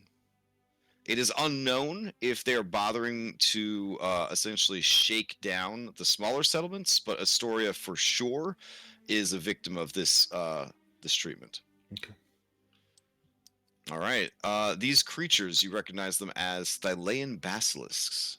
In your homeland, Sibo, basilisks are really stupid.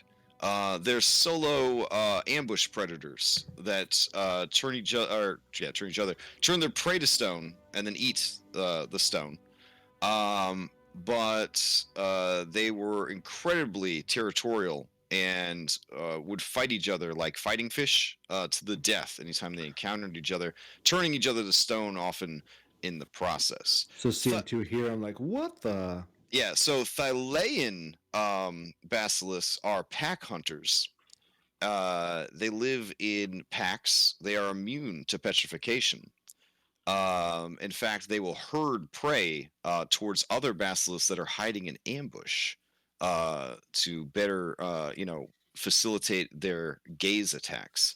Their gaze attack has a range of 30 feet. If you are looking at them and they are looking at you, they will turn you to stone. And remember, if your main character gets petrified, then it's game over and you have to reload your list save. Yeah, Fucking Baldur's Gate. Because of their immunity to petrification, they are a favored guardian of Medusa. Mm-hmm. That makes sense. Okay. Yeah. All right. The ox looks around. It looks over at these guys and it turns to stone. That's a pretty dope way to sacrifice something. It's fairly humane. All right. Then the basilisks climb up onto the platform and begin to tear the statue to pieces. You see that the stone had only just started to form on the outside, and the inside is still juicy and wet.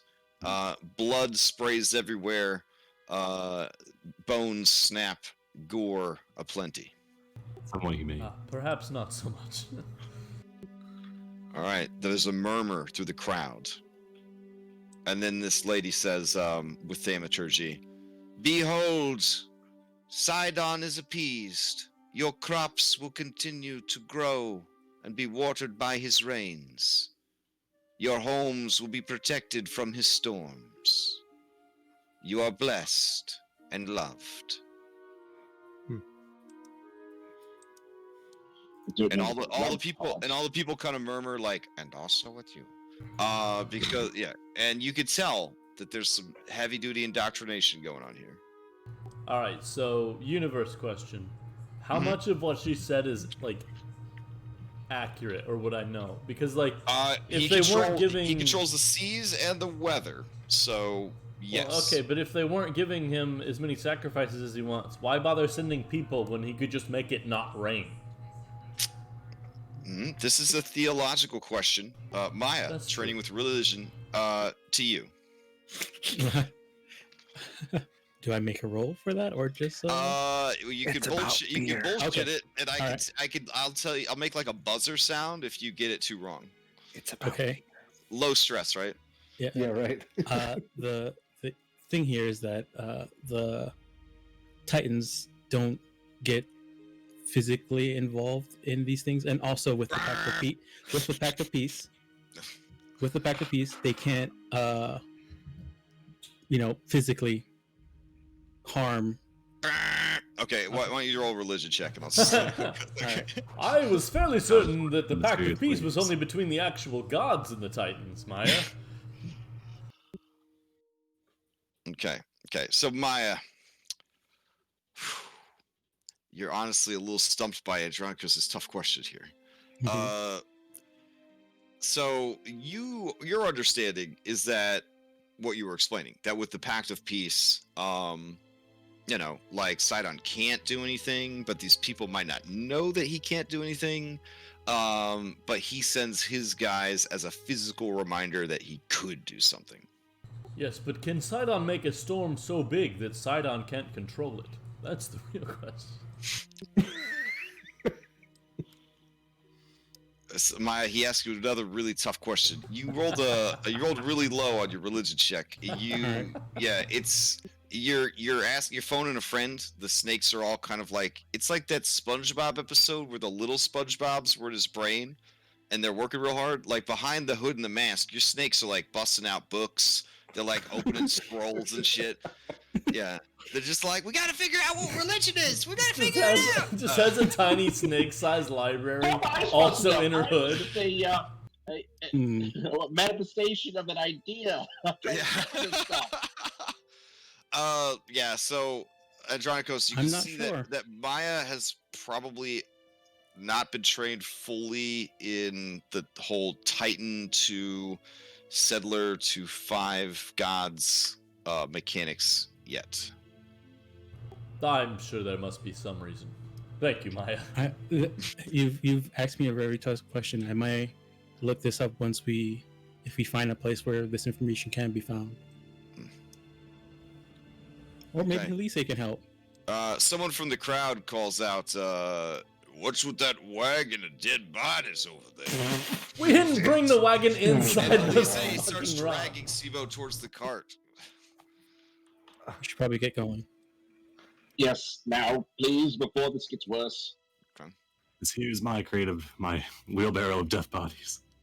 Okay. As you go to leave, this plump housewife, she waves at you and she says, "Goodbye, heroes of prophecy," and she blushes super hard. Let's go do the hop. Oh man, when you say that, she swoons. dear. She swoons a little bit, and her husband has to catch her.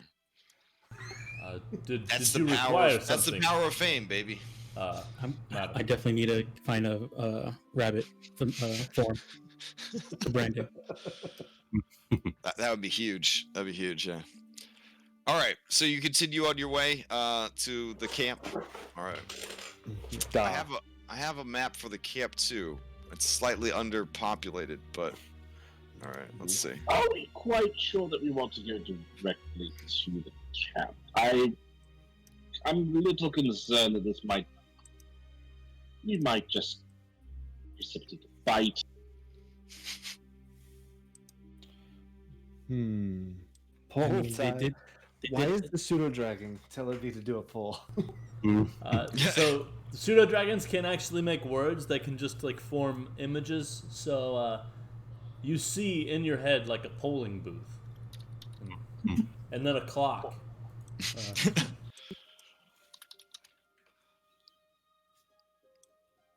All right. Yeah, we'll go ahead and just theater the mind this one. Okay. 'Cause, yeah. I don't want you guys to get too intimidated when you see this place. But it's, it's yeah. All right. We'll go back to Astoria. Here we go.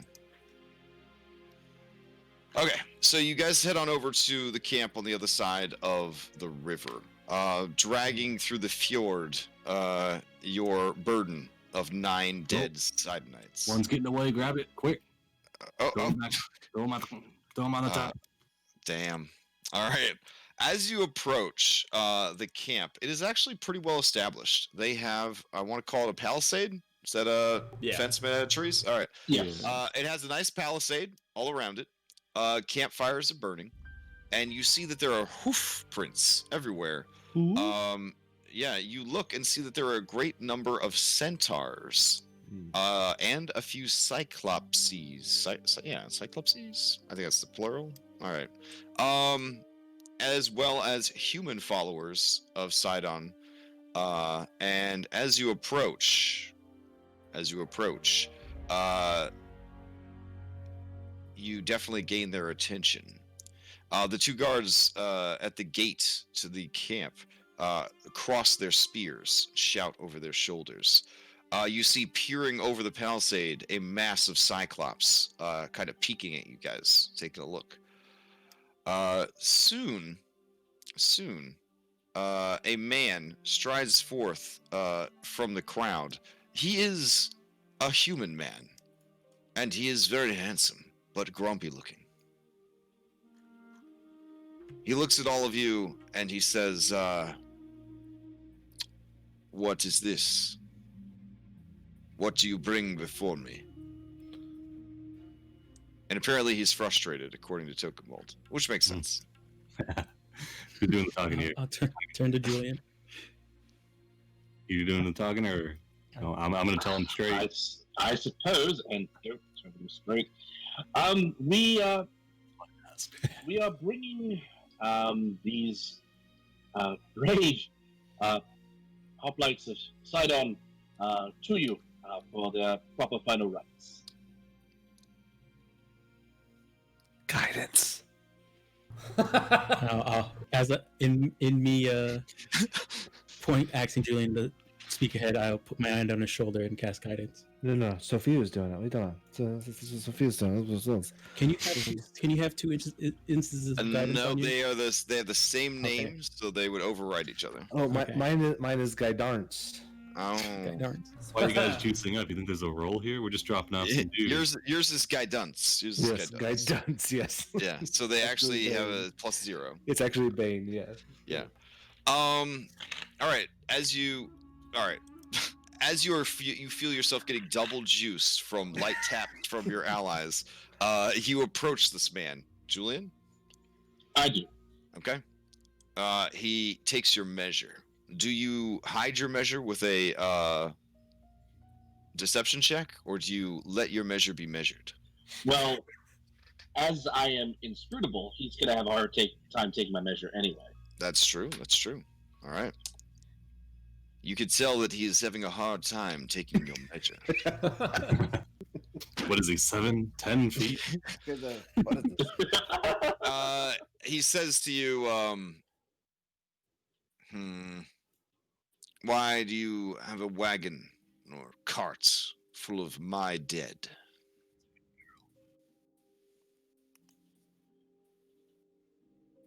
That is an excellent question. Unfortunately, I'm not quite sure why we have the cart, but we thought, as citizens of this land, we do the honorable thing and ensure that they are put to rest properly by their fellows. He narrows his eyes. At this point, he looks like Brock from Pokemon. He's narrowed his eyes so much, and he's like, so you found a cart with 9 dead worshippers of Sidon on it, and decided Retrieved these to bodies drag from a it over here? battlefield. Yes, we're very conscientious. I see. We would want the same thing done for us, or should we fall in battle? I mean, judging by should the I stumble upon your corpse, you would like me to return it in a wheelbarrow? Oh, however, the easiest means of conveyance. Okay, go ahead and give me a blind deception roll. With disadvantage, because that was garbage. Well, you are inscrutable, so there is that. All right. Don't forget the guidance. Yep, you got guidance going too. You can roll the guidance. You'll know how good that went. So just roll. You can roll that separately if you want.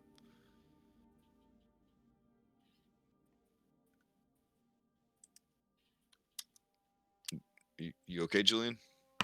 Oh, there it is. Okay. Okay. The man narrows his eyes. He says, I don't appreciate being lied to.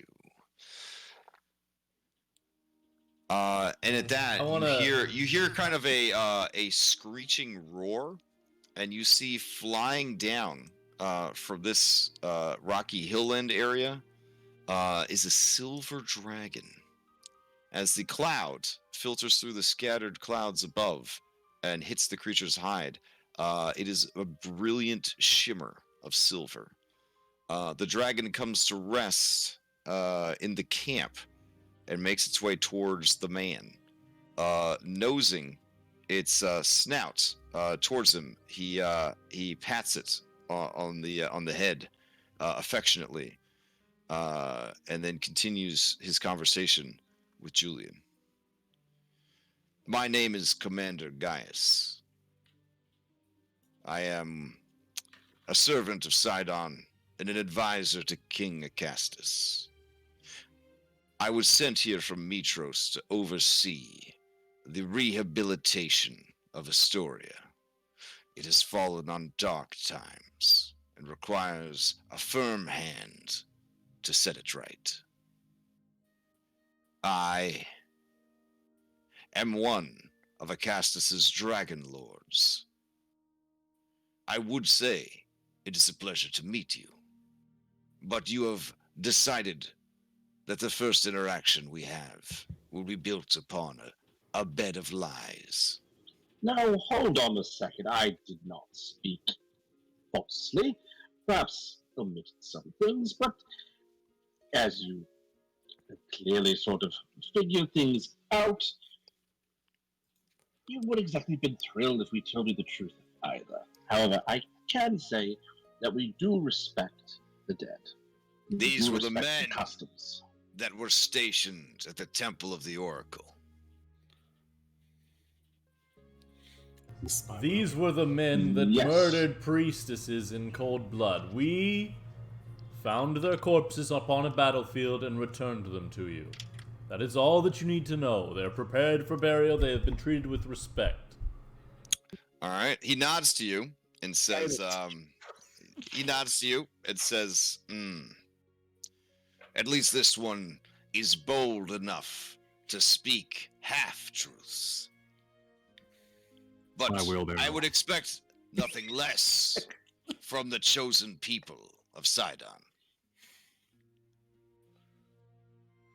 Thank you for returning our dead. It was very honorable of you. And I have no doubt that Lord Sidon looks favorably upon you for what you have done. How very reassuring. Yes, quite a comfort. Let it be known that if we ever encounter you on the battlefield, your dead will be returned with just as much honor. That is all that we could ask for. Thank you. Okay. He kind of looks all of you over, taking your measure, recording in his brain box your appearance. I have a feeling that our fates are intertwined. I do have a similar suspicion that we will be meeting again, guys. Do take care of yourself. I hope you have a wonderful time here in Astoria. Oh, I always have a wonderful time wherever I go, my friend. All right, and with that, he turns and heads back into the camp. The dragon gives you a lingering look, her eyes full of malice. Is Gaius like looking away? Is he like I'm too Oh important? he did the whole like I wear a half cloak and when I turn it makes a snapping sound. Ah, okay. Well, Mhm. in that case, I'll be cheeky. I'll give a crooked smile to the dragon and I'll blow her a kiss. Oh, she blanches like a 6-year-old girl that is worried about getting cooties and looks away from you. Nice. All right. Okay. Helise puts her hands up on your chest, Julian, and says, "That man, he has a dragon." Indeed, he does, and I have to say that I have dragon envy. He said he is a dragon lord. He is a pretender to that name. It's the only thing I can presume. Hmm. Not a true dragon lord. If he is kowtown to Sidon, he is not of what the dragon lords represent. Question. Mm-hmm. Aren't all the Dragon Lords supposed to be dead? Oh yeah. Oh yes. The Order of the Dragon Lords is over. It's been over. They all died, and straight up Skyrim, all the dragons disappeared. So then, is this the first time? Now you have heard rumors that the King of Mitros found dragons and has been giving them to his most faithful and strongest warriors. Okay. And people from Mitros can confirm that this is true. It is known. Yeah. Okay. All right. So they're gonna. All right. I'll just leave them the wheelbarrow. It's fine. I'll scratch my name off it though. Oh! It occurs to me that his dragon was hidden. So that is his dragon. Nice. Ah, That's So a- much dragon She envy. That's is, a she is fucking large. She is evil-looking large silver enough dragon. to serve as a mount, but not like a huge dragon or anything. Oh, A young that's not dragon. dragon. No, but they can get much bigger, Sibo. I lean over to everyone and I whisper, his dragon is a young dragon. That means he's at least level 7. Do you think we can take him? I Andronicus? don't know if you can put a quantifiable value to it, Andronicus, but I applaud your doing so. I'd guess we're about level 3. If I had to quantify it. Okay. All right, let's head into the city Well, then. that could have gone better, but it also could have gone much, much worse. All right. As you pass through the south gate, flavor text, maybe. Let's see. This gate is bustling with merchants and travelers, many of whom pull heavy carts behind them. I guess that's why nobody gave you guys a second look. Except for that one guy. The gate is guarded by 2 bored-looking soldiers. Okay. The soldiers are so bored that when you approach, even though you are D-list celebrities, they don't pay you any mind. Even though one of you is dressed like a cool ninja off of Xena, nobody takes any notice. Even though one of you is a fish dude, these guys are so bored that they're just like, eh.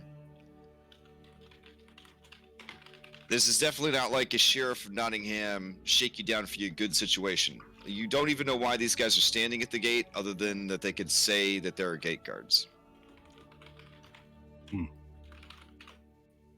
All right. I guess that as we get into the gate, I'll turn to everybody and say, okay, where's our first stop?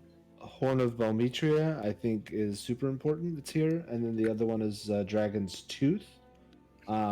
If we want to stop and say hello to Pythor for any reason, that would be the only place that we know that Telemachus might be, if we are in any way concerned about him.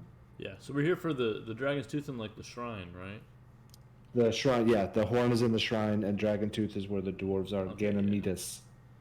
Well, it looks like if we were to head towards the shrine, the Dragon's Tooth would be on the way. So I guess we can stop by the Dragon's Tooth. You've been here many times, Andronicus. no, I can just see the map. Okay. I got you. Well, I won't say no to a spot of wine, shall we? All right. Dragon's Tooth first? Well, I suppose I'd have to. Do I know what Vulcan's Hall is? Vulcan's Hall is the home of a famed blacksmith who is so confident in his craft that he calls himself Vulcan and claims to be the Vulcan god of crafts. Has anyone ever heard? Never mind. So you're basically saying there's 3 gods in this city right now. Nice. What? I certainly did not say that. I said that there's a man who's so confident in his skills as blacksmith that he claims to be Vulcan. You think There's a Simon? bard Pythor, who's so terrible. Pythor for real. that she Pythor for claims real. to No be. idea who the third one is. All right. You think Mitros is here? She's been. I thought Wow, she was gone. she's like everywhere, right? And Yeah, Maya, you know that Thylea, you're literally walking on her. So, Yep. yeah. So we're up. Our count is up to 5 then. All right. I mean, this adventure did say you would walk among the gods. All right, you head over to the Dragon's Tooth. All right. Along the way, would it be possible for me to find a leatherworker's toolkit? For sure. Yeah, you pass right through the Agora on the way there. So. All right. In that case, before we land at the tavern, I'm going to pick one up. I'm gonna spend some But time. despite their hard times and their being shook down lately, you could buy things at the normal PHB value. Cool. Yep. All right. As you arrive at the Dragon's Tooth, it is a nondescript brick building with carved white stone accents. The popular public house distinguishes itself by the sheer amount of activity in and around it.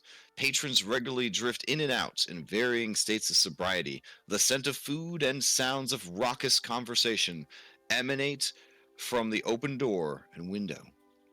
This public house is frequented by merchants and soldiers, and they have extended stay lodging in the form of small thatched houses arranged on the property.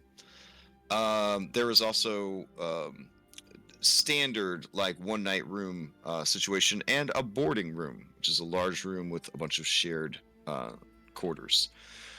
The lodging at the inn can be arranged with the bartender, who is also the owner, a wiry old white-haired man named Delphion. He is friendly, knowledgeable, but he has a little patience for small talk or superstition. When you guys arrive, he checks your fame on a D20. He has no idea who you are.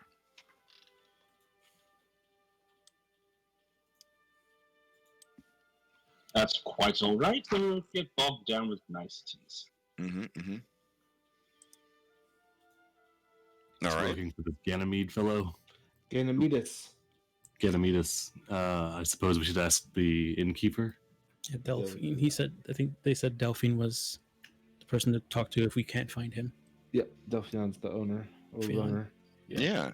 Delphion listens to your request, and he says, Gamametes. He is in the corner over there, drowning himself in sorrow, as he usually does. Good man. He is a great customer, but I wonder where his endless supply of drachmae comes from, and when it will finally dry up. Yes, but if he's supplying him with drachmae, why question the flow of the coin, yes? It is a foolish man who thinks the river will always run. No, but I also know a keen proprietor when I see one and know that you do not suffer fools or free riders. I'm sure you will eject him should his coin dry up. He nods. Yes, just so. Please, go speak with him. I'm sure he could find work for whatever you are. Mystioses. Have you not Not heard a the heroes of song? prophecy. Hop, hop, hop. Who Here are you? come the heroes of prophecy, or the That is a bold name for a group of Mystioses. What exactly are you prophesized to do? Hot. It's on board now. We need to go talk to Ganymedes. I see. He kind of makes a get out of here gesture, like he can't believe the audacity of calling yourself the hero of prophecy and then not be able to follow up with what prophecy it is. Hop, hop. All right, you head over and you see Ganymedes. Ganymedes is surrounded by other dwarves, and he's telling the story of the Mithril Forge. Do you guys eavesdrop on the story? Yes. Okay. So as you approach, they're deep in their cups. They're deep in their bowls of wine, and he says, "And that's when it happened. The sounds of hammers stopped, and the sounds of battle began.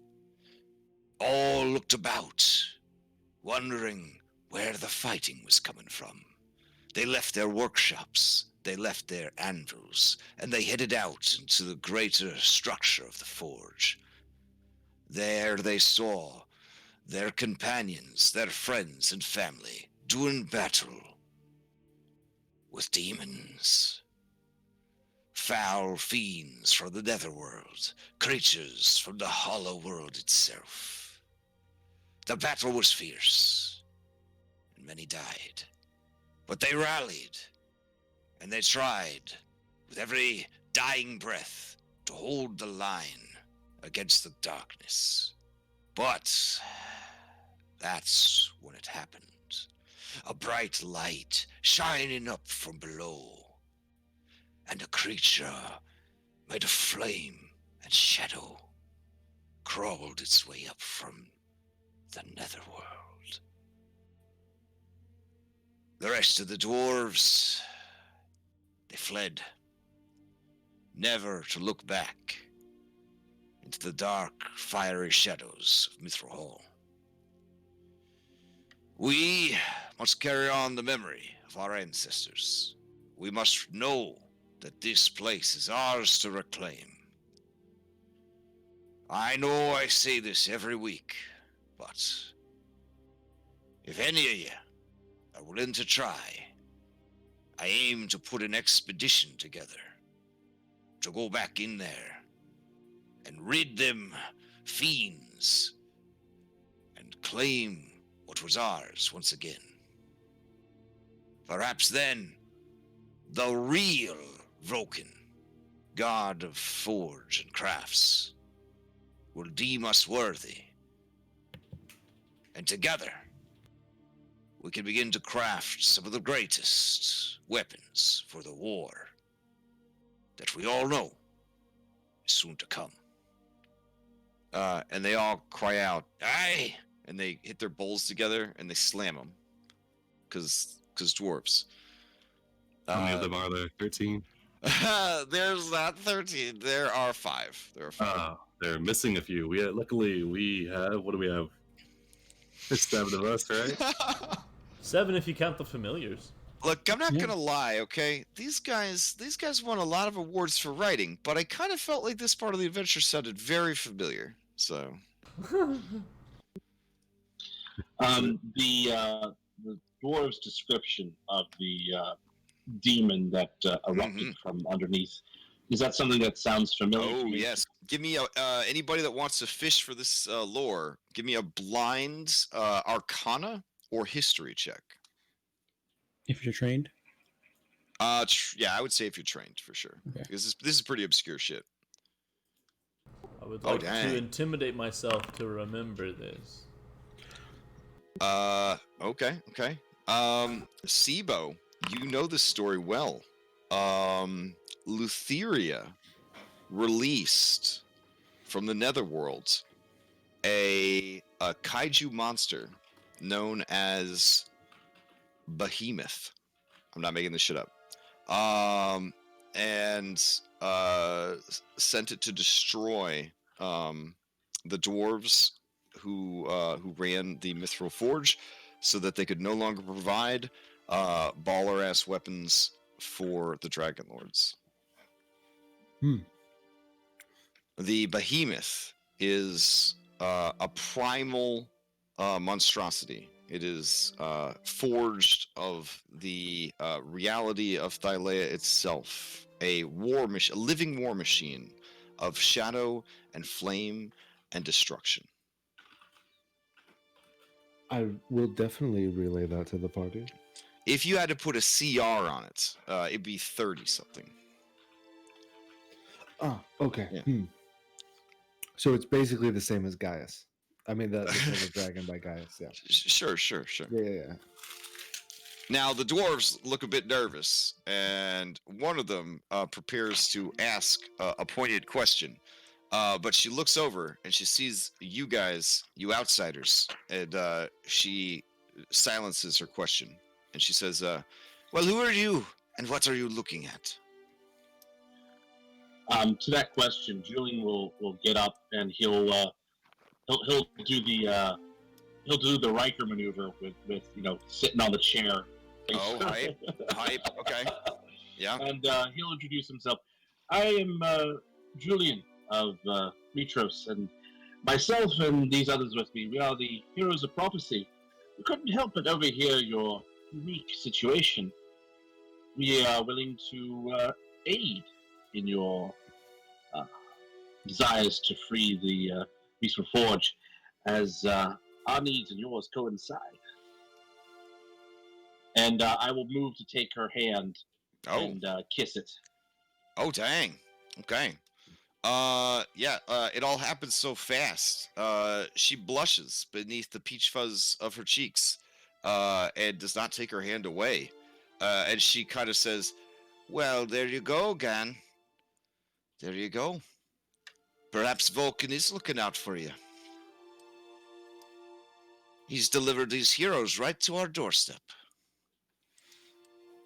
And you hear the bartender yell out, "This is not your house. You just hear all the time. This is my house. You live across town. This is my house." And the dwarves all kind of chuckle. Gan turns to you and says, there's something about you, boy. Something about all of you. I feel like destiny has brought us together. Long have I dreamed of going down into them ruins and making right what went wrong. Never have I been able to find any brave enough or foolish enough to go with me. But here you are.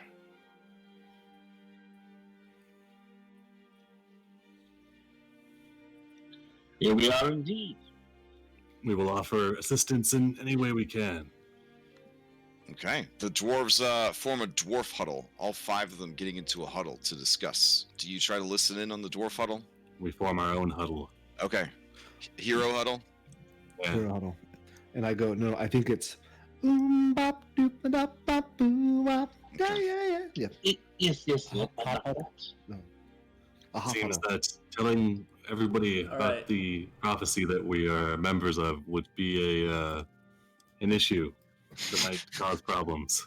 No, I didn't tell them that what the prophecy was. Just that we. Yeah, but I'm just saying, for I the just- innkeeper, yeah, I couldn't tell him what the prophecy was, you know.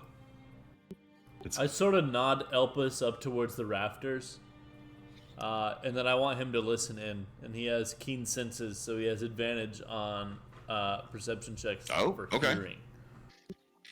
All right. Yeah, they're basically like very excited. They're very excited. Like, all the Mystioses that came our way, we scared them all off. But these folks, we need to handle this with care. No, downplay the danger, upplay the rewards. And this guy, he's like, I like that guy. Yeah, and this guy slaps him on the back and he says, aye, yes, exactly. Now, Gan, you know they're going to be asking about that behemoth. And no matter what we say, they're not going to believe us that it hadn't been seen in centuries. So how you plan to pass that one off? Nobody just believes the bold-faced truth anymore. I want to insight check him. They don't know they're being spied No, on. I'm just kidding. I was Okay. kidding. You want to insight check me, who's relaying this from Elpis Yeah. from the dwarf. There's 200. All right, Absolutely. They're just going to- So Gan says, listen here. We're going to just tell them the God's damn truth. And if they don't believe us, then they don't believe us. But when I looked into the eyes of that one, I saw boundless potential there. Andronicus these just are- sort of mumbles to himself in the middle of your guys' humble. I don't know about boundless. And then this lady's like, I felt his boundless potential, and I'd feel some more. And then I just elbow Julian in the stomach. And I'm like, yeah.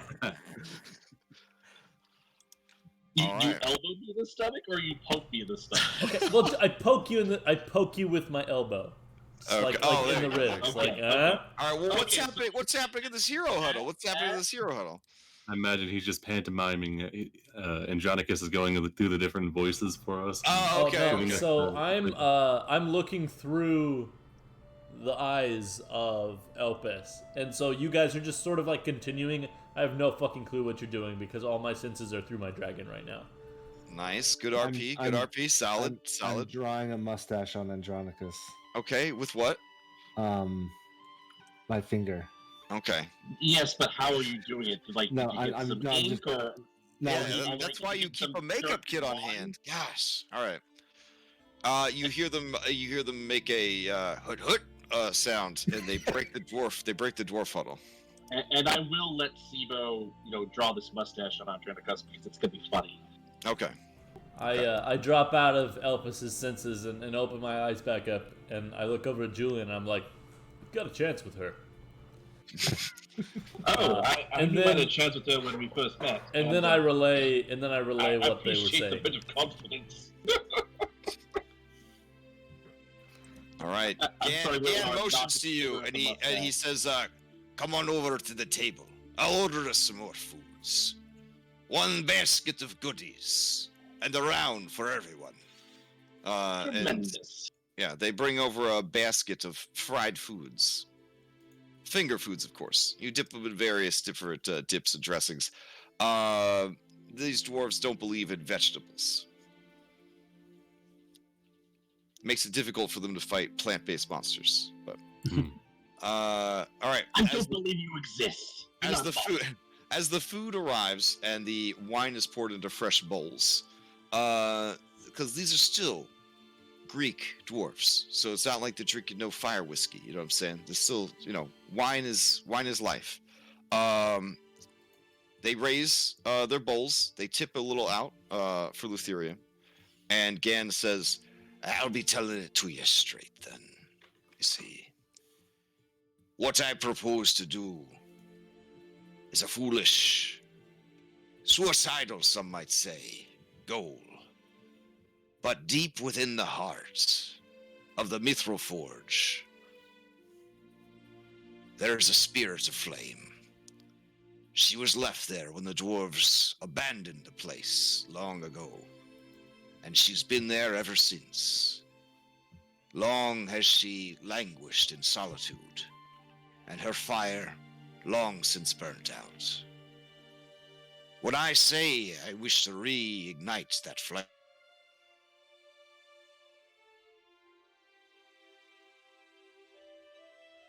Oh, I think you cut out. Crash, you cut out there. I must have disconnected. it's scaled dragon-like men from the hollow world, able to shift and hide from your eyes, but always betrayed by their horrendous stench. They are evil, unequivocally, eating the flesh of the living and tormenting their prey. They have taken over the mines and the forge. They are what stand between us and reigniting the flame and reclaiming the homeland of the dwarves.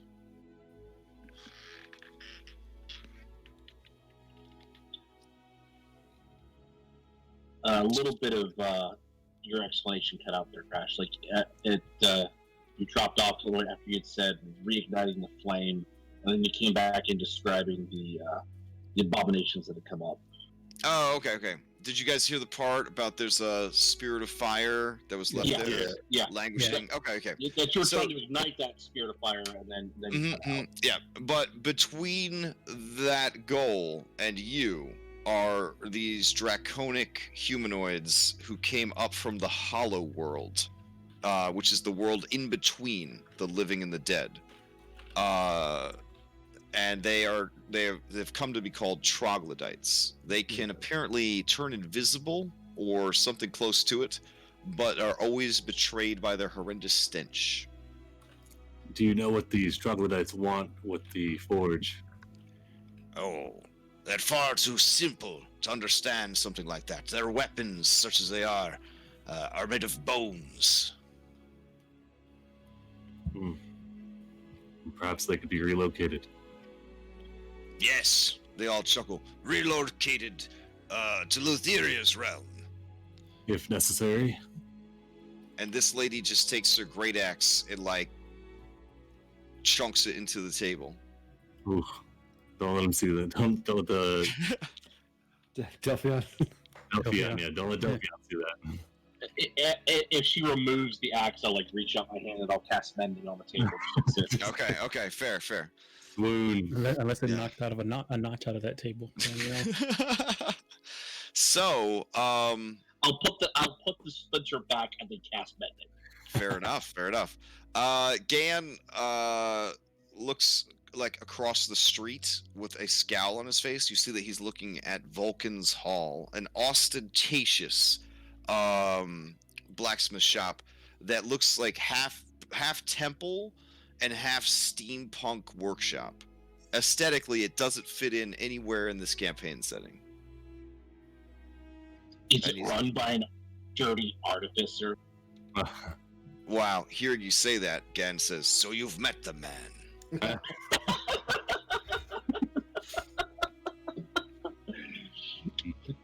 I was joking, but no, I have not had. All he speak talks of- about all day is robots. Robots, robots, robots. I Those are say, sort of golem, right? yes, I say you're a dwarf. Join us. Help us take back the Mithril mines. Help us reignite the forge. And he just shakes his head. No, I can't do that. I have work to do. And I ask him, what work is that then? Pretending to be a god? And he just look at me and he smiles. He says, as you say, and just goes back to work. So you want us to speak with him and get him to join your cause? Well, he kind of blushes a little bit. Well, now that you mention it, if you could speak to him, perhaps he has some juicy nugs of information that we might be lacking. We'd be happy to speak with him. And perhaps, as Owen suggested, get him to join us. This more the merrier. guy makes a long sound. We're going to need his 17 attunement slots. And Gan says, you're too right, you're too right. If you can get him to join, well, then you're smoother than the goddamn bard. But I doubt it. Nothing will pull that man away from his workshop. And honestly, the audacity of calling yourself the name of the god of craft. Ridiculous. I know he's not the god of craft, because I spit on his floor once, and he did nothing about it. And no god of mine would stand by and let such a disrespectful act happen. Well, perhaps it's not that he feels it's a disrespectful act, but he's keeping up an act of disrespect. That's the most dwarvish-like divinity test I've ever heard. It is perhaps that he values you as a follower. That he's. I just want to say that you may have heard that there's a behemoth in the mines, and I'm here to tell you that it's not there no more. It had been seen. Insight check. It hasn't been seen since the initial attack. And if it was there, how could the troglodytes live there? Have you guys been there recently? Yeah. They all turn to Gan, and Gan says, "Aye, I've done many scouting expeditions myself."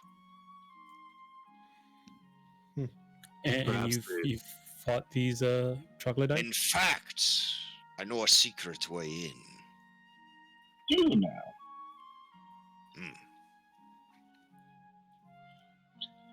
Well, as I'm sure you have scouted multiple times, however, I suspect that the creature, this behemoth you're referring to, may not be as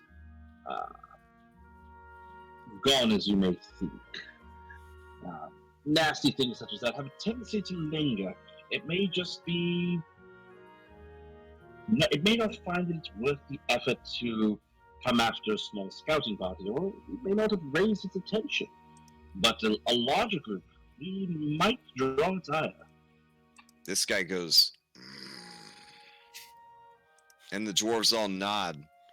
And this one says, well, if the behemoth is still there, there's no reason for us to go in and claim it. If anything, we're endangering everyone if we're going to wake it up. Well, if we don't reclaim it, we can't do the things that we want to do. And it's not like it's going to kill itself, so we might as well help it along. Wow, All the more reason to get Vulcan, yes? Wow. All 5 dwarves are impressed by the size of your coconut-sized balls. And they all drink another bowl and huzzah you. Gan bursts out. Now this is what I'm fucking talking about. a real goddamn hero. And he steps up and he grabs you by both your forearms and he kisses you full of the mouth. And he says, go and talk to that fraud and we'll leave tomorrow. Looks to me like he's also impressed with your boundless You potential. hear that, Delphion? We won't be mucking up your pretty little tavern no more. We're heading back to the Mithril Hall. Wait, or let's Forge! Mithril Forge! And he kind of stumbles out, and they stumble out after him. All right, he won't remember it. Don't worry. We might need a few more days to work on this Vulcan. See if you can get him to join. All right. We So, probably should find the horn too. Yes. And did I catch that dwarven lady's name? you did not. You did not. You'll have to ask what when you delve in the deeps, bro. Delve in the deeps. Don't be the first time, Julian. All right. I'm willing to go like 14 more bits. I don't have work tomorrow. If you guys want to keep going for a little bit. Yeah, I don't want to keep anybody else up too late, but if you wanna hit up like 14 more minutes of content, we could do that. You implying anybody here would be tired? That's Here's the danger of 24-hour marathon. You go to play regular D&D, and you're like, "What do you mean? Only 4 hours? What? That's ridiculous." Oh, no, I'm waiting for a Tyrannosaurus to come out of one of these buildings. Like, that's all right. I am. Yeah. You're having Caves of Chaos PTSD. Oh yeah. All right. Do you go to speak yeah. with Vulcan at Vulcan's Hall, or do you go to the Dragon Shrine? Do we want that? Vulcan's right here. So I mean, he's right here, but like, okay, whatever the party wants to know. Okay. Yeah, let's just go. Let's go. You afraid to talk to Vulcan? Did you do something to him? Do I need to know about? No. It's perhaps we can ask around, get some information about Vulcan. What does he want? Does he want gold? Does he want women? Does he want golden women? We got to figure out what makes him tick. Robots. Robots make him tick. All right. You roll up into Vulcan's hall, and you see a dwarf. The dwarf has a dope monocle and a mischievous look on his face. I think he even has some flavor text here. Let's see. Near the center of town is a large building of fortified stone with a shingle roof. It looks like a terrible hodgepodge of Greek temple and steampunk fantasy. A sign hangs from the building's heavy bronze-banded doors. It reads Vulcan's Hall. The lighting on the sign glows, and you're not sure how. Inside the hall, you are greeted by the warm glow of embers and blasts of hot air. The room is decorated with a variety of bronze armors, weapons, and farming tools. A weathered-looking dwarf works at an anvil near the blistering forge at the back of the hall. He is naked, except for his apron and some boots. And I guess underpants. No. Come on, this is Age of Greece. He's gonna be naked with the exception of the boots and the apron. Yeah. He wipes the sweat from his brow and greets you. Well, hello there. You come looking for weapons and armor? After a fashion, we actually were hoping to have a word. I presume you are Vulcan. I am the very same. Well, what you say to a little adventure, a little bit of furthering your renown and ability to create what are they called? Robots? What do you know about robots? Not much. Then I don't have time for you. Let me finish, my good man. I heard that they are akin to golems, but we are unversed ourselves. But perhaps the secret to robots could be found in the Mithril Forge. All right. Little ham-fisted there. I see why you're here. Those idiots over at the Dragon's Tooth sent you, did they? No, we came of our own accord. Well, I'm sure. By your own accord, you mean they Julian didn't is fully march capable over here of being an idiot all by himself, I will have you know. He reminds me a lot of my daughter. She's a big talker. Talks so much, your brain don't get a chance to say nothing. Your daughter, who's that? My daughter's name is Karen. Oh dear. I don't understand the significance. No, you wouldn't happen to have a son named Peter, would you? I happen to have a son named Peter, sure.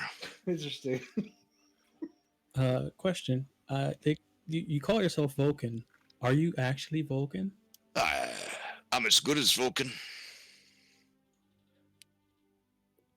So, That's good at no, making then. weapons for retaking the mithril mine. The mithril mines are a lost cause. The flame's gone out. It's over. Anybody got insight? Inside Didn't they say that there was a small spark left? Maybe there's a small spark left. Who knows? Well, for someone who prides themselves on being as good as Vulcan. All right, there's a spark left. She's strapped there in the dark. Oh, Sad. She. Yes. That's the flame spirit, I assume. Oh. Yes. Well, what harm could we have in retaking this place? Couldn't you better produce your creations using the forge? You make an excellent point, Orin. We're not asking for much, merely your assistance. We will be doing the heavy lifting, as it were.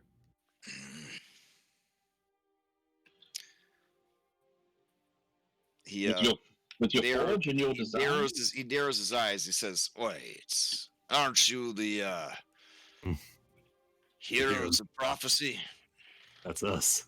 Formerly Yes. Heroes of Heartland. Hop, hop, hop. Yes, hop, hop, hop. Yes, I've heard the song. So this is one of your 3 trials, then. Yes. I can't be assisting you with that Why not? Damn, wait. because this is a test for mortals. Uh, The Heartland. Wait, for mortals? What do you? Fine. I'm the real Vulcan. what? Yeah, there you go. Take it in. Hey. I'd like to insight him, please. Okay. give me a blind insight check. Same here. Okay. Did we trained at insight? No, you mean you live in the world. You have to deal with people. Maya, this guy's full of shit. This ain't Vulcan. Okay. Sibo, probably Vulcan. Orin and Julian, bold claim, maybe. What the Andronikos, no way. Okay, so I used the macro, and I said blind roll to DM, and it still showed up for me.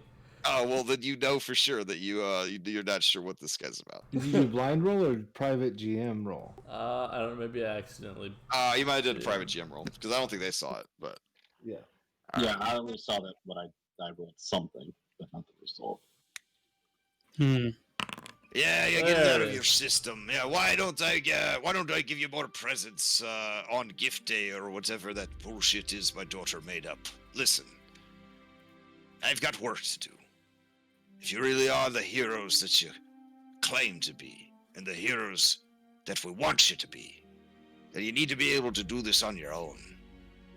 But I will answer whatever questions you have. Because, unlike my fool son, I understand that knowledge is power. So, at least allow me to equip you with that. What do the creatures that are currently inhabiting the forge, what are they using it for? They're squatting in it. They don't even understand what they've got. The creatures are primitive, from the earlier days of the world. They never evolved. Stupid, mindless beasts that walk on 2 legs. Atrocities from the hollow world. Bleached white from the absence of the sun. They can shift the colors of their scales to disappear. But they bear a horrendous stink of death. That's how you know they're nearby. Careful. Smelling them will poison you. Would this be something that we could stop her up, I suppose, similar to the Great Boar? I don't see why not. All right, Warren writes this down. Is there anything in the mines that might be able to help us? we should look Might out be for? able to help you.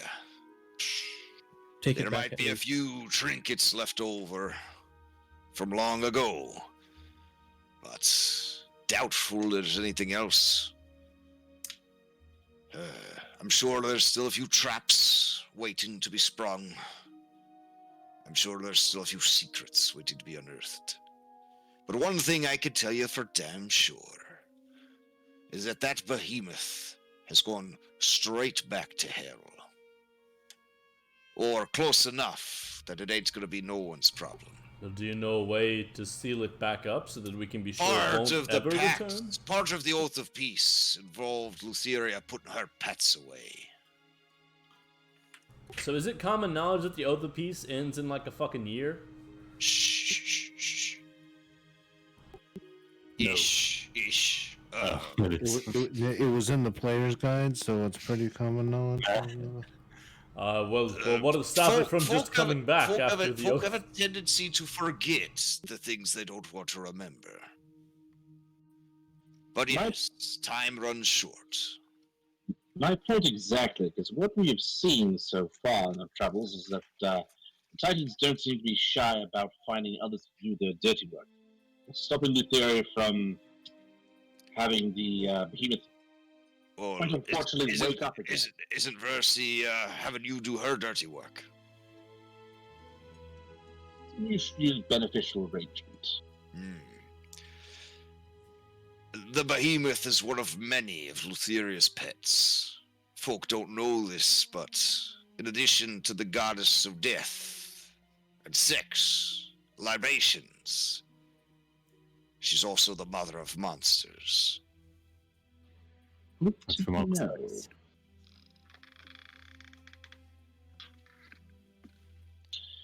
All right. Is there anything that we can use apart from the overwhelming stench from the troglodytes to gain an edge again if they can turn themselves invisible? Oh, yes, you could splatter paint about. Oh, it's do no have some joke. ink. Home Alone tactics. I do have ink.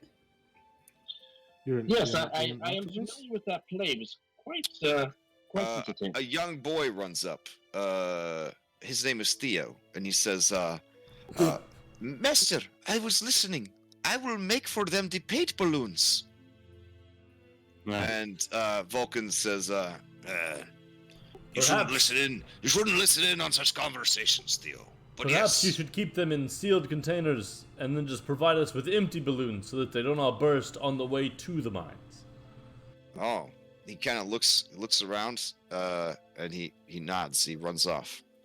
Yes, just put them in the thin glass bottles, boy. You seem Nick's bent on making this happen. Know this, that while the behemoth ain't there, it may have left behind some of its spawn. So once you get deeper in, you're gonna be facing some real fiendish shit. If you have a means to mitigate damage from fire or shadows, you may want to bring that as well. A good forewarning. Okay, thank you. And by any chance, is there a map that remains of the forge? You say that there are trinkets, there are works that may have been left over, traps to secrets. Yes.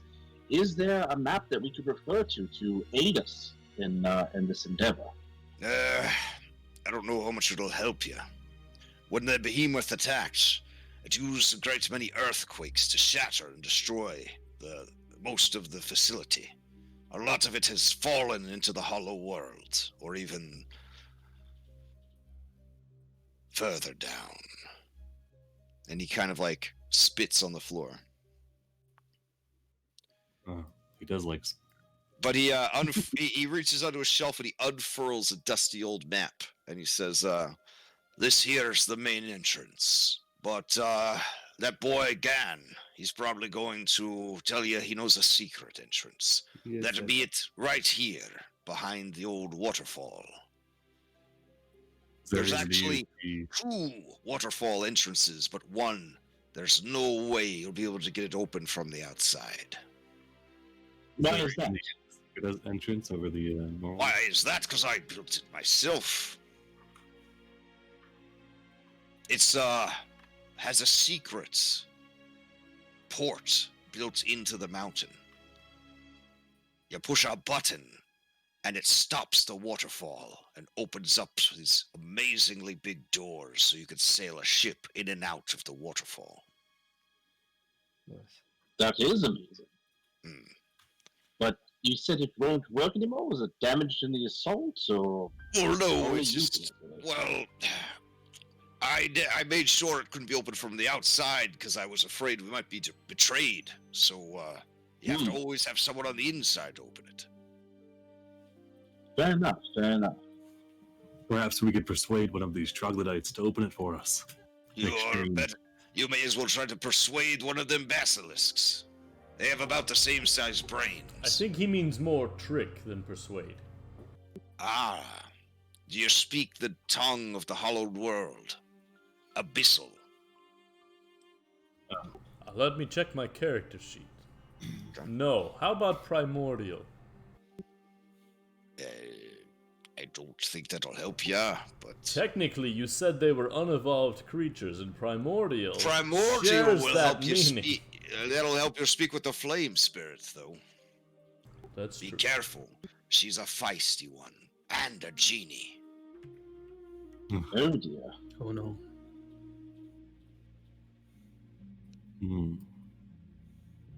And she's very pretty too, but...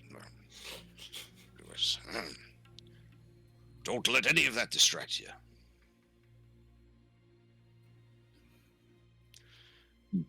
I'll tell you what. If you can do this thing, I'll reward you personally. I'll craft each of you a magical weapon or armor as a reward. Nothing fancy. I don't want to be seen as coddling you. And that would ruin your vaunted claim to neutrality. It's not neutral. I just want... If we have champions, I want them to be champions that proved they were champions on their own. You're gonna be what stands between the Titans and the people of Thylea. I don't need stand-up heroes. I need real heroes.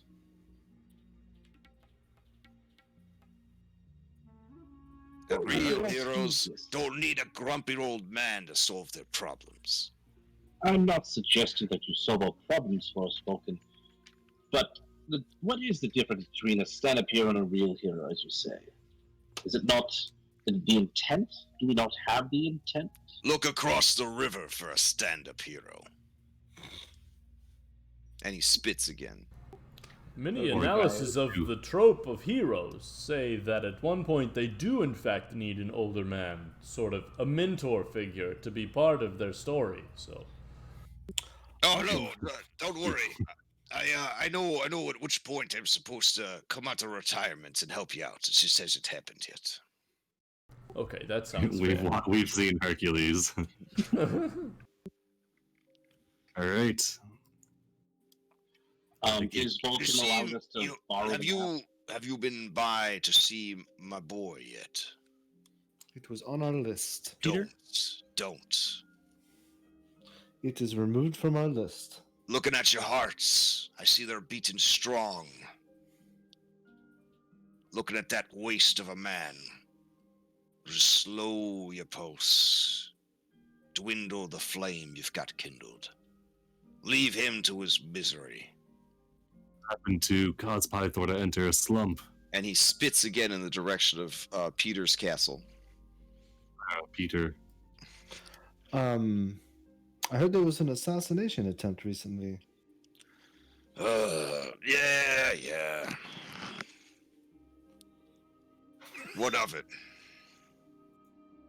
Well, just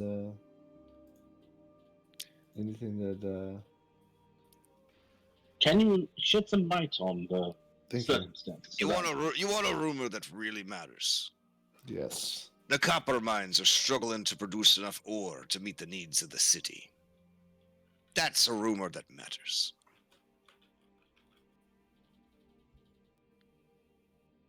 Or perhaps this: the Order of Sidon have demanded the destruction of the Temple of the Five at Mitros. Really? That's Or how about the fact that we've got local teenagers being abducted and ain't nobody doing nothing about it? Yeah, what's our king doing? He's drinking himself to death. That's what he's doing. And what's his father doing? Holding himself up in a crafting hall. His father is working hard on his destined craft, I'll have you know. And you look over and you do see that there are a number of corpses underneath sheets. At least they're corpse-shaped under these sheets. what is your life's craft? He kind of puffs up his chest. I'm making life. Voltress. Julian can show you an easier way than using machines. He barks out laughter, and he says, "Oh, my wife got a few of those out of me. No, this is the calling of my godhood. To create something new, something that hasn't been done before."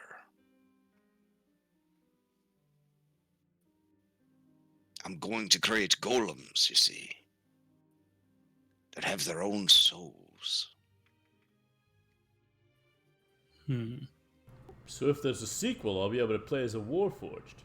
And the way he talks about it, his eyes are glistening with wonder and excitement. This is obviously the only thing that this guy currently cares about.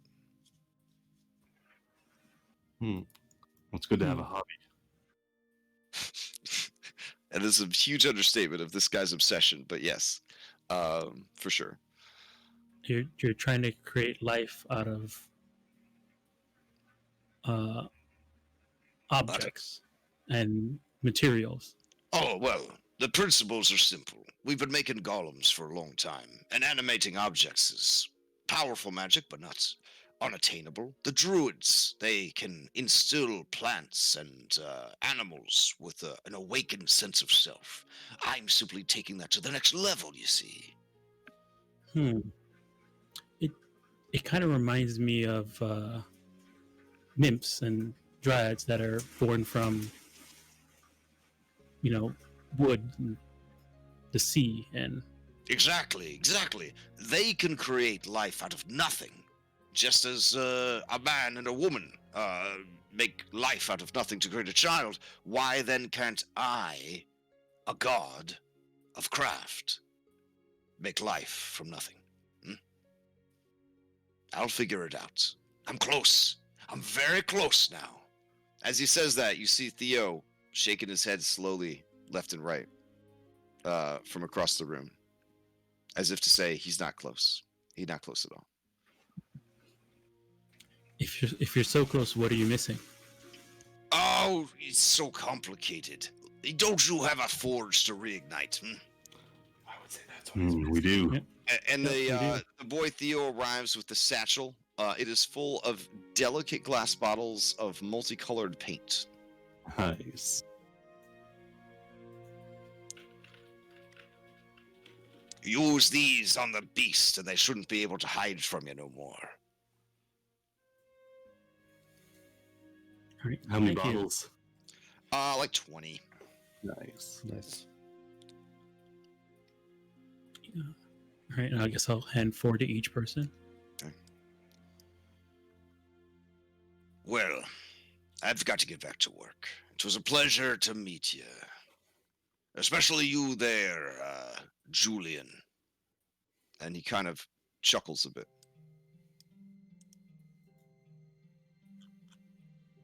Pleasure to meet you as well, Vulcan. And it's a shame you can't join us. It would have made for an epic story.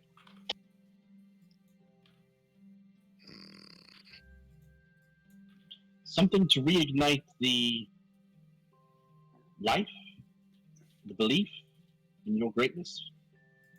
But you don't want to come. I understand. There's a lot of history there that you just don't need to be digging up. Is all I'm saying. You know, it'd go easier if I wasn't there. That's all. You've got to. It's not as simple as just lighting a bonfire. You know, that spirit. She's gonna have some feelings, and yeah, those feelings need to be cared for. And if she saw the wrong face or person, she might react in a way that wouldn't be useful for her. What I'm trying to say. What you're trying to say I is my own business to deal with. I need to make robots.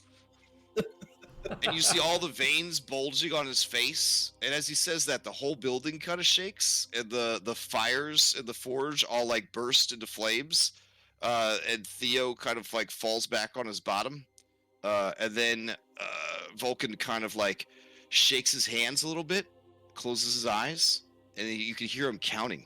He's like counting to 10. So, what I was saying is, I've got my own business to deal with. So, good luck with yours.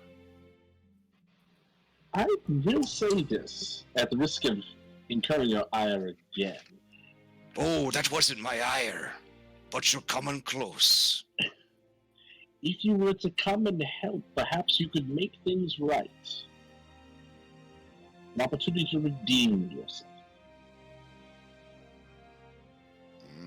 All right, give me a blind persuasion check, and we're going to end the session on that blind persuasion check. What would you say the range of our jars of paint is? The weight on these jars of paint? No, the range. 8.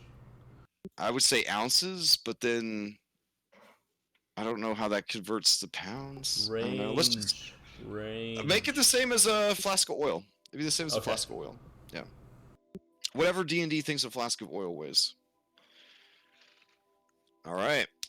So, on that note, I think I can make that with, if Vulcan is in fact a god, I think I can make that roll with advantage. You can. You have boundless potential. He feels it pressing down upon him. Sibo quickly grabs you from behind and guidances you. So I can't do it. Sophia does it. So Sophia lands on my shoulder As Sophia lands on Julian's shoulder, you see his eyes light up, and he says, "Oh, I know you. I know you." And he makes goo goo gaga sounds at it, and he pokes his little finger, and Sophia says, "Who?" And he says, "You, who? You little cutie. Who? Yes, that's right, you're so cute." Taught my daughter how to make that. It's a good one.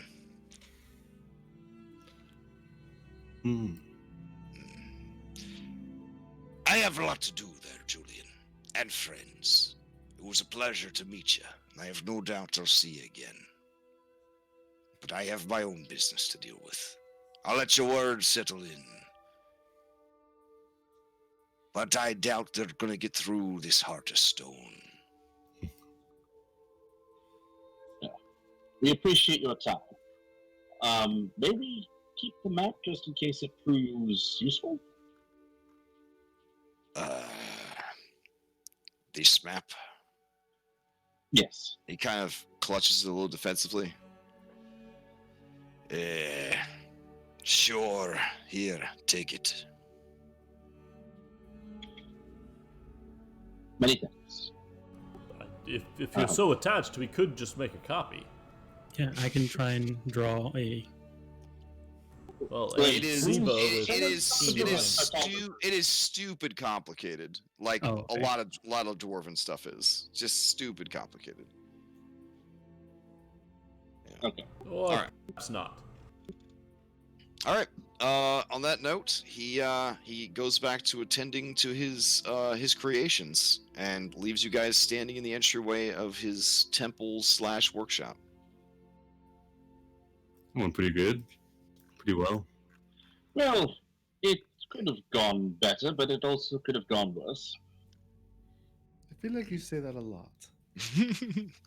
All right, I'm getting stared at by the I've said cheese it cops. entirely 2 times. So Yeah. I'm gonna go because I only have 3 hours of sleep and my energy takes are low. So thank you guys who participated in the marathon this weekend. Whether you participated or you helped organize and run it, could not have done it without you guys. It turned out really, really well. So thank you so much. You